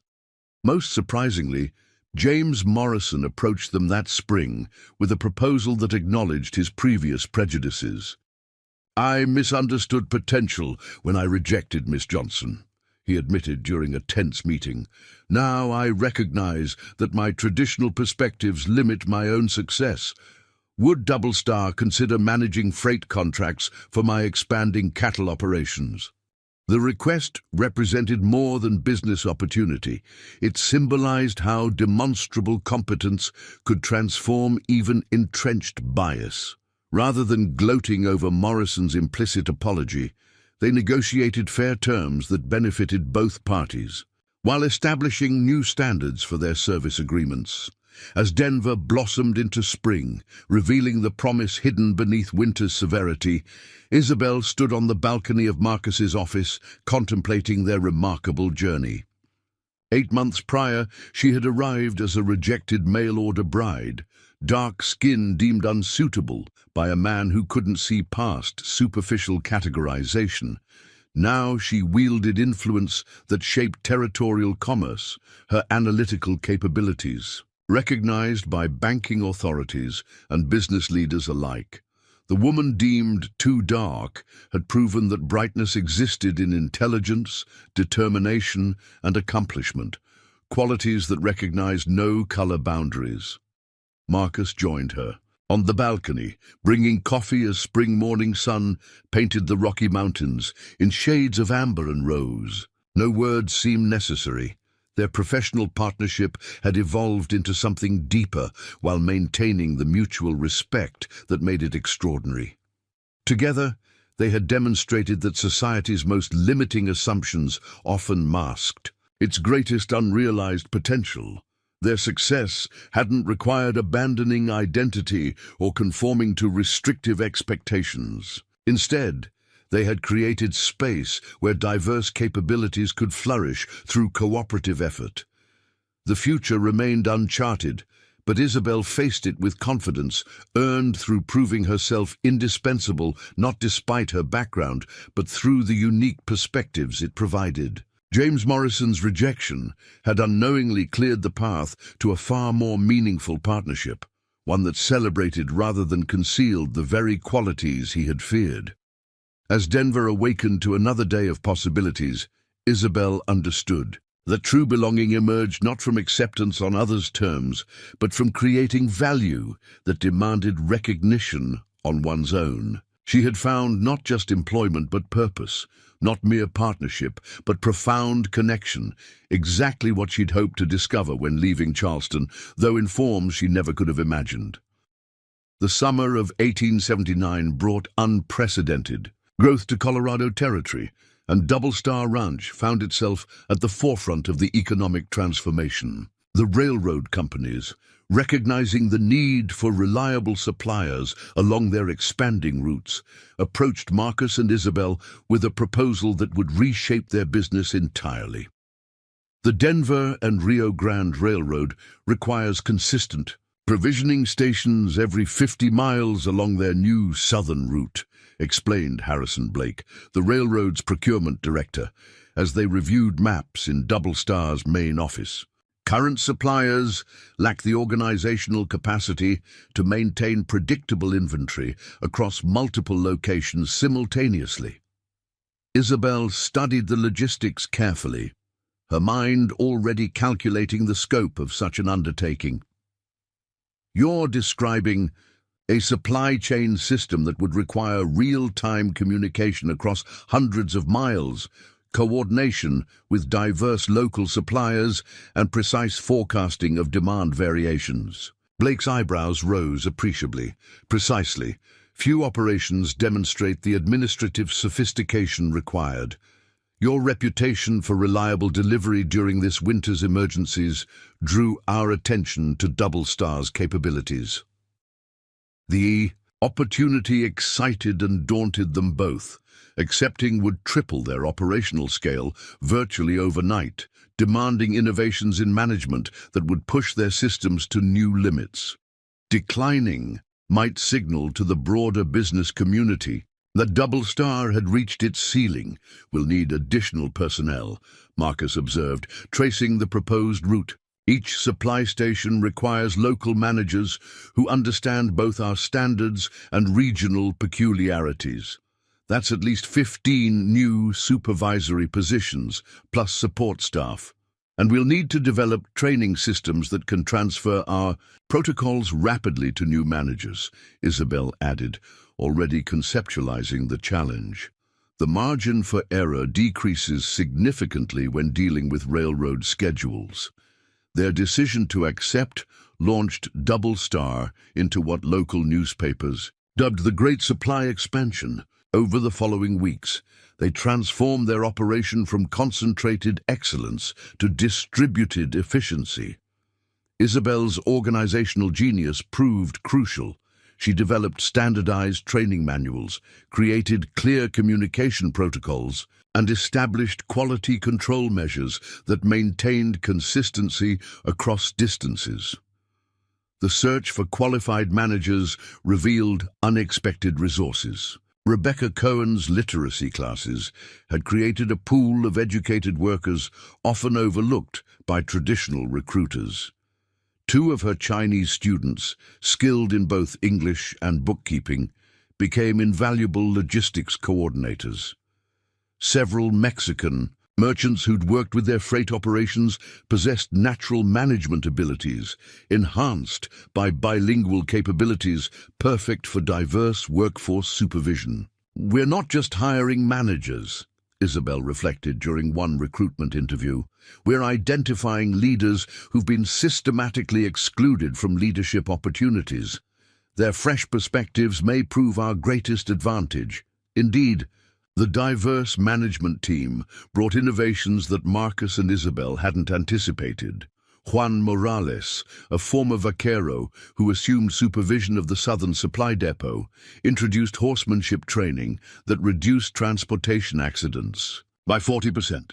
Li Wei, a Chinese merchant's son, implemented inventory tracking using traditional counting board methods that surprised double-entry practitioners with their accuracy and speed.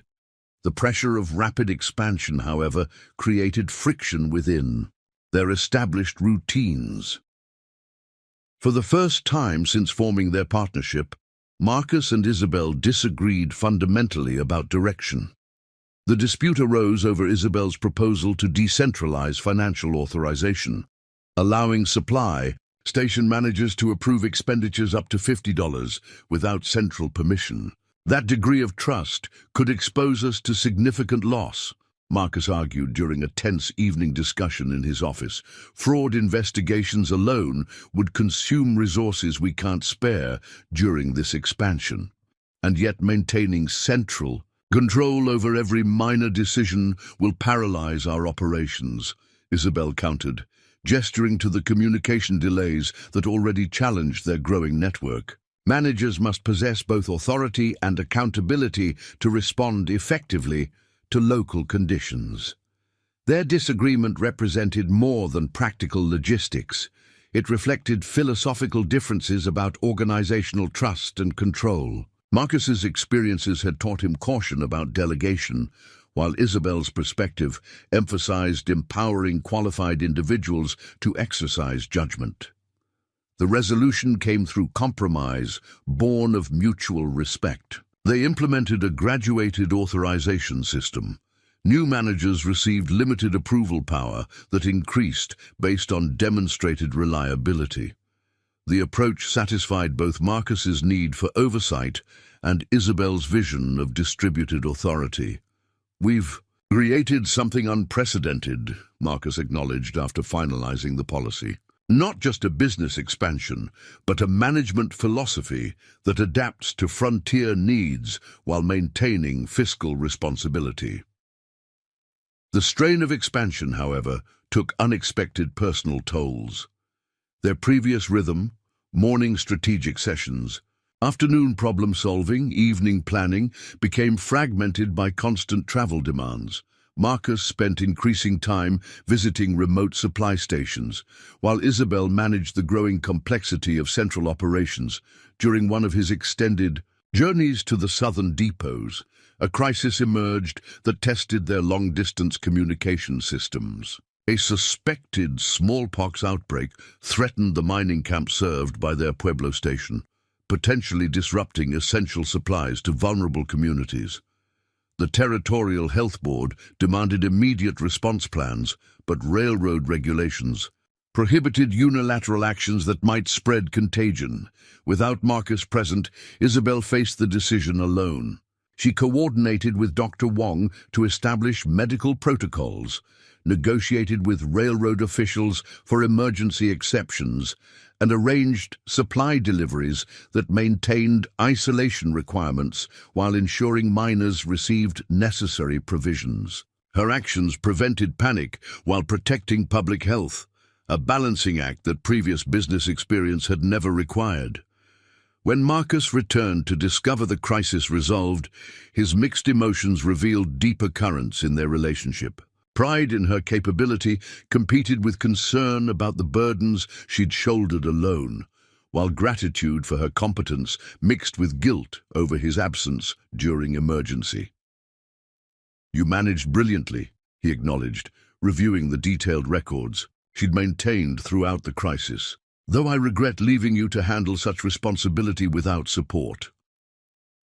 "Partnership means trusting each other to manage alone when necessary," Isabel responded thoughtfully.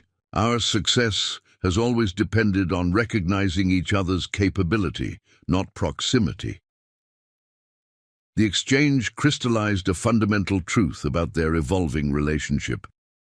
Physical distance hadn't diminished their professional effectiveness or personal connection. If anything, it had revealed the depth of their mutual confidence. That summer also brought an unexpected visitor to Denver. Eloise Whittendale, a journalist from Harper's Weekly, arrived to document Colorado's economic transformation. Her assignment included featuring businesses that represented the territory's progressive development. Double Star Ranch, with its unconventional leadership structure and remarkable success story, naturally captured her attention. "Your operation defies numerous conventional assumptions," Eloise observed during her first interview, her pen moving quickly across paper. "A mixed-race owner and Negro manager collaborating as equals, immigrants and minorities in supervisory positions, women maintaining financial authority, all while achieving remarkable commercial success." Isabel found herself in the unfamiliar role of spokesperson for innovations she'd simply considered practical necessity. "We've discovered that capability resides in unexpected places when you look beyond traditional qualifications. Our success reflects accessing that overlooked potential." Marcus added a perspective that would become central to the published article. Frontier commerce cannot afford the luxury of inherited prejudice. When supplies must reach mining camps through mountain passes, or financial systems must track complex operations across vast distances, performance matters infinitely more than predetermined notions about who can perform. The journalist spent 2 weeks documenting Double Star's operations, interviewing employees at all levels, observing their training systems and analyzing their financial results. Her eventual article, titled "The New Face of Western Enterprise," would reshape public understanding of frontier business possibilities. The publication's impact exceeded their expectations. Double Star received inquiries from business leaders across the nation seeking to understand their management methods.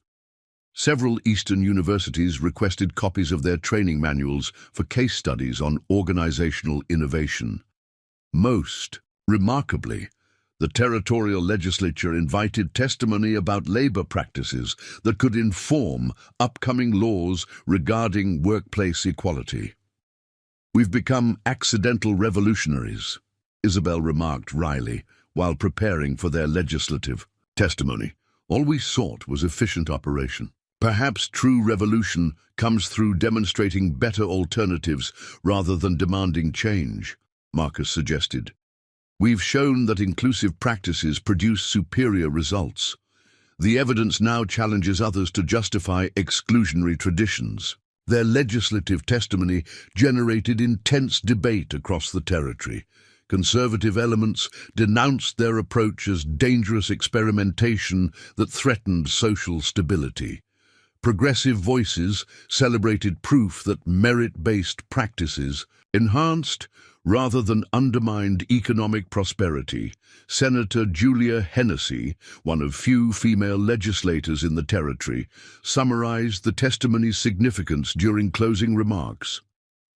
Double Star Ranch has demonstrated that Colorado faces a choice: maintain traditions that limit our economic potential or embrace innovations that unleash it. Their success proves prejudice costs more than progress. The attention brought both opportunities and complications. Railroad expansion contracts offered lucrative possibilities, but also demands for maintaining central operations in Denver rather than potentially relocating to more neutral territory. Various municipalities competed for Double Star's satellite facilities, promising tax incentives and improved infrastructure. Even San Francisco interests expressed curiosity about establishing Western operations modeled on their methods. Managing these opportunities required evolving their organizational structure once again. They created an executive team, including their most successful depot managers, granting them equal voice in strategic decisions. Juan Morales, Lee Wei, and Carmen Rodriguez, the manager who had revolutionized their inventory tracking, formed a leadership council that advised on expansion possibilities. "We're institutionalizing the very practices that created our success," Isabel noted during one of these council meetings. "Decision-making that respects diverse perspectives while maintaining clear accountability." The approach prevented one pitfall that had destroyed many rapidly growing enterprises: the concentration of authority in few hands, even capable ones. Marcus and Isabel recognized that sustainable success required distributing leadership rather than multiplying their individual efforts. Personal challenges continued alongside business evolution. The demands of managing far-flung operations created periods of separation that tested their relationship. Communication improved through telegraphic advances, but key decisions still required face-to-face discussion. The emotional strains prompted frank conversations about their future together. "We've built something remarkable professionally," Marcus acknowledged during one rare evening when both were present in Denver. "But I wonder whether our personal connection can sustain the distances our business demands." Isabel considered carefully before responding. "Our partnership began with business necessity and evolved into personal affection. Perhaps that foundation provides strength that conventional romantic relationships lack. We've already proved we can trust each other across distances that would strain many marriages." Their conversation marked a turning point, not in abandoning traditional relationship expectations, but in consciously crafting one that complemented rather than constrained their professional obligations. They began planning for purchases of a substantial residence that could serve as both private home and occasional business venue, acknowledging that their lives would never completely separate professional and personal spheres. Winter approached with Double Star's rail supply contracts. Functioning smoothly, the expansion that had seemed overwhelming 6 months earlier now operated with mechanical precision. Their standardized training systems had created competent managers throughout the territory. Financial controls maintained integrity across distances. Quality measures ensured consistent service regardless of location. Most remarkably, their workforce demographics had influenced hiring practices across Colorado's business community. Other firms, observing Double Star's success, began questioning their own exclusionary policies. Several mining operations tentatively hired their first non-white supervisors. Railroad companies experimented with promoting women to administrative positions previously reserved for men. Change radiates from demonstration rather than declaration, Eloise Whittendale noted during a follow-up visit, preparing a second article on Double Star's expanding influence. Your success has become an implicit argument that even resistant organizations must eventually address. As Christmas approached, bringing Denver its first substantial snowfall of the season, Isabel encountered an unexpected reminder of her journey's origin. Walking through downtown's shopping district with Maria Santana, selecting gifts for their boarding house family, she passed James Morrison on the street. Their former antagonist now nodded respectfully, even removing his hat. In acknowledgement, "Strange how perspectives shift," Maria observed after Morrison continued past. "The same man who found you too dark now seeks your business expertise." Circumstances forced him to confront his prejudices cost, Isabel reflected. Self-interest often proves a more effective teacher than moral argument. The observation captured Double Star's fundamental strategy, succeeding so effectively that traditional biases became expensive luxuries rather than social necessities. By delivering results that benefited the broader community, reliable supplies, efficient freight, innovative management, they had gradually made inclusion economically essential. That evening, joined by their growing extended family of employees, business partners, and boarding house residents, Isabel and Marcus hosted their first formal Christmas celebration. The gathering mixed cultures, languages, and backgrounds with the easy familiarity that characterized their entire enterprise. Rebecca Cohen taught everyone Hanukkah songs that blended surprisingly well with Mexican Christmas carols. Li Wei shared traditional tea ceremonies that fascinated the mining camp supervisors. Dr. Wong led everyone in preparing dumplings, while Clara Reeves organized traditional carol singing. The celebration represented in microcosm the diverse community that Double Star Ranch had fostered. As the evening wound down, with Denver's streets blanketed under new snow that reflected lamplight like scattered stars, Marcus and Isabel found a moment of quiet on the boarding house porch. The year's transformation seemed almost impossible to comprehend, from mail-order bride rejection to territorial influence, from uncertain partnership to respected enterprise.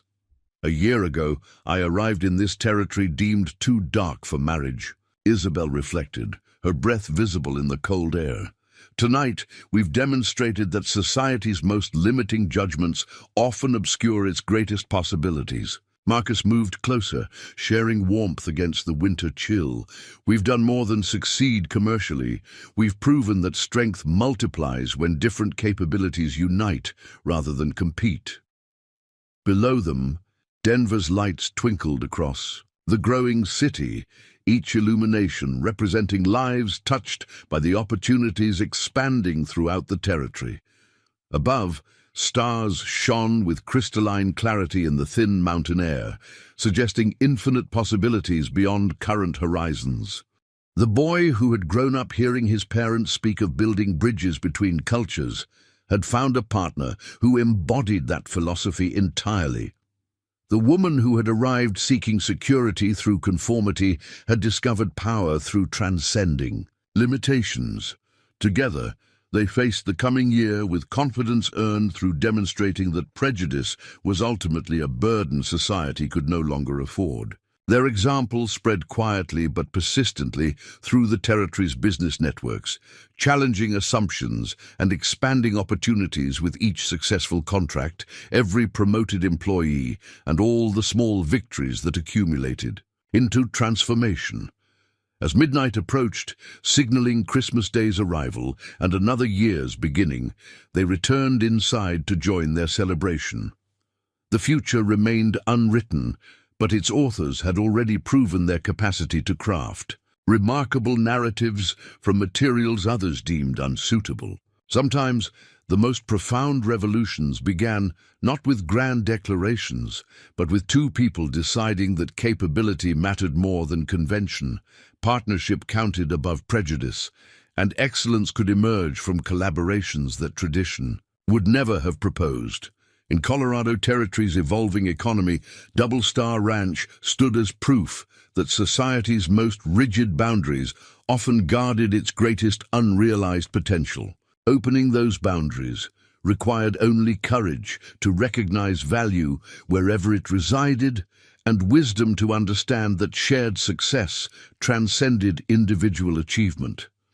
The mail-order bride rejected for being too dark had found something infinitely more valuable than the security she'd originally sought. She had discovered how to illuminate possibilities that prejudice had worked so carefully to obscure.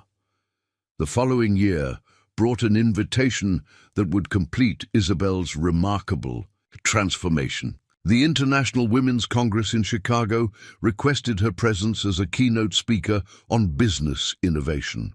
The organizers specifically cited Double Star Ranch's success as evidence that female capability could revolutionize commerce when, given opportunity. "They want me to represent progressive frontier development," Isabel shared with Marcus over breakfast, studying the formal invitation. Speaking alongside suffragettes and female factory owners about economic possibilities, Marcus smiled proudly. "A fitting recognition. You've proven that frontier necessity often creates the most progressive solutions." The journey to Chicago offered unexpected encounters with her past.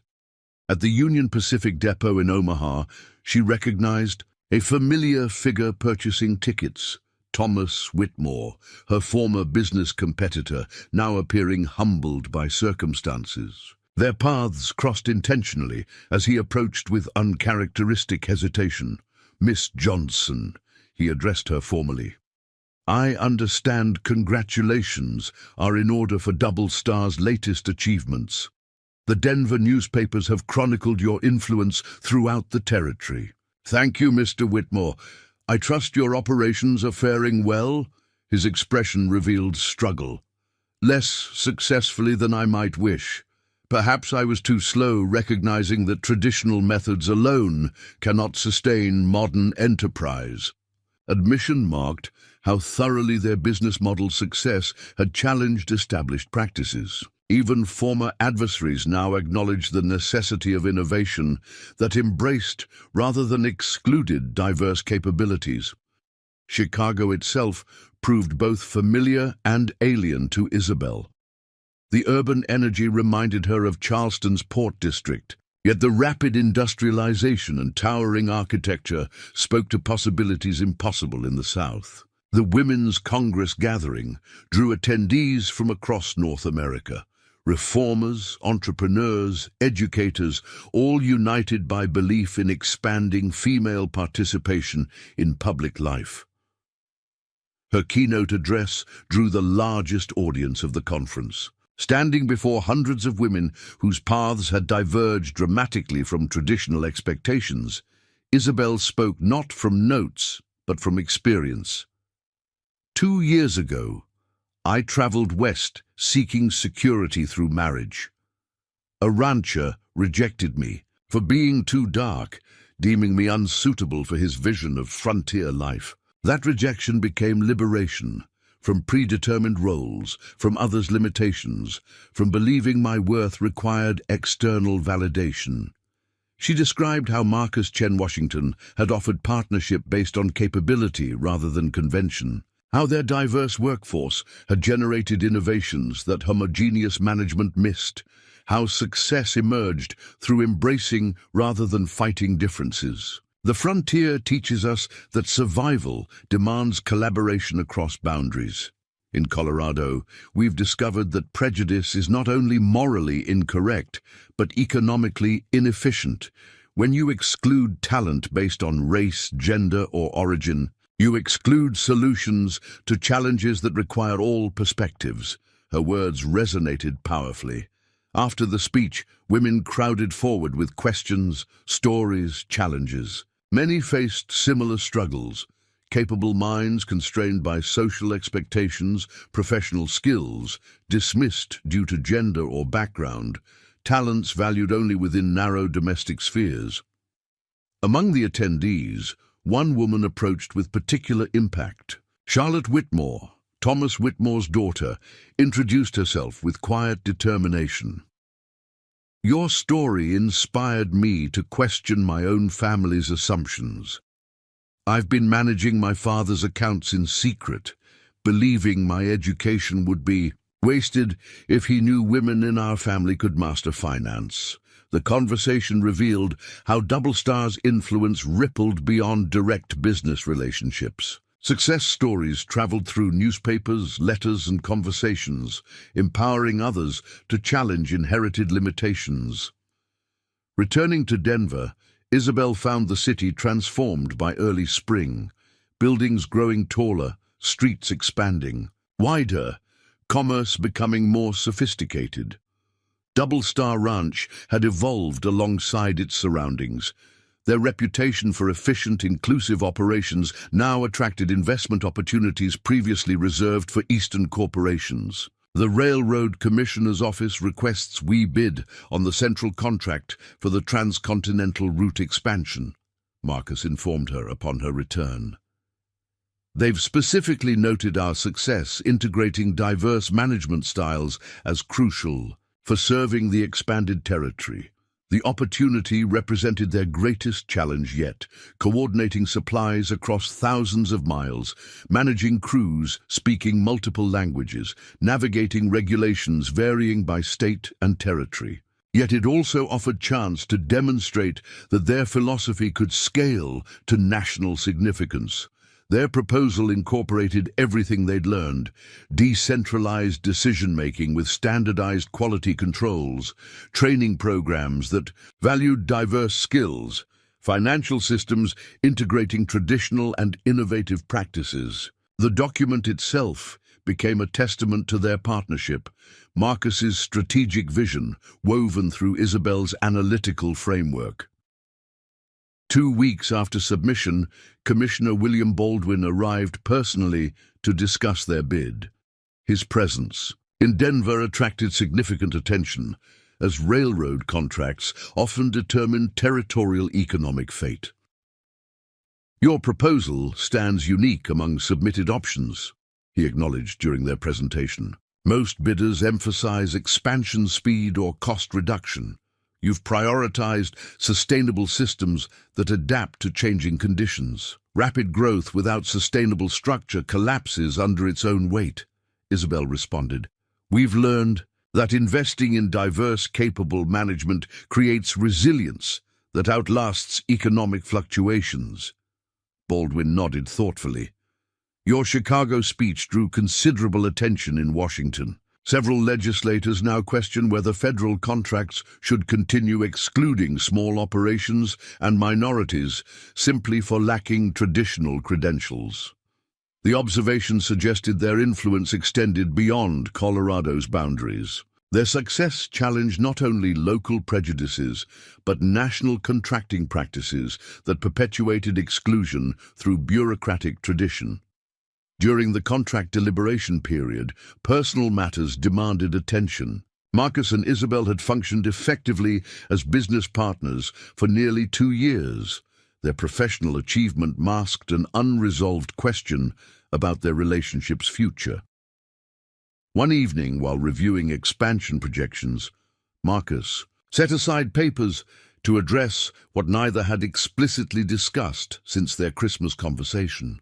We've proven we can manage complex business arrangements across vast distances. Perhaps we're prepared to formalize our personal partnership as well.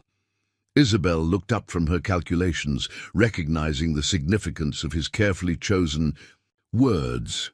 Marriage would complicate our legal structure considerably.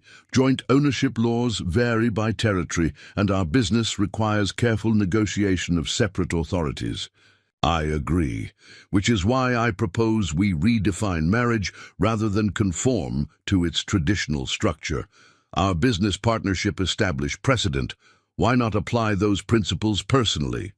The suggestion sparked intense discussion about creating a marriage contract that preserved their individual identities while formalizing their commitment. They consulted multiple attorneys, territorial, federal, and international, to craft an agreement unprecedented in its balance of personal unity and professional independence. 3 months after their resolution, with early summer sun warming Denver's streets, Isabel and Marcus celebrated their unconventional wedding.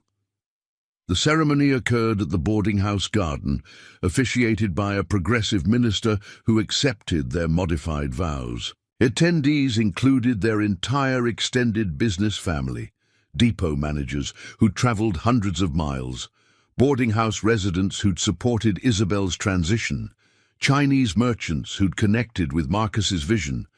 Maria Santana had crafted Isabel's wedding dress, a creation combining traditional white with embroidered patterns reflecting African, Chinese, and Mexican heritage. The symbolism captured their relationship's essence, respect for tradition merged with innovative accommodation of diverse influences.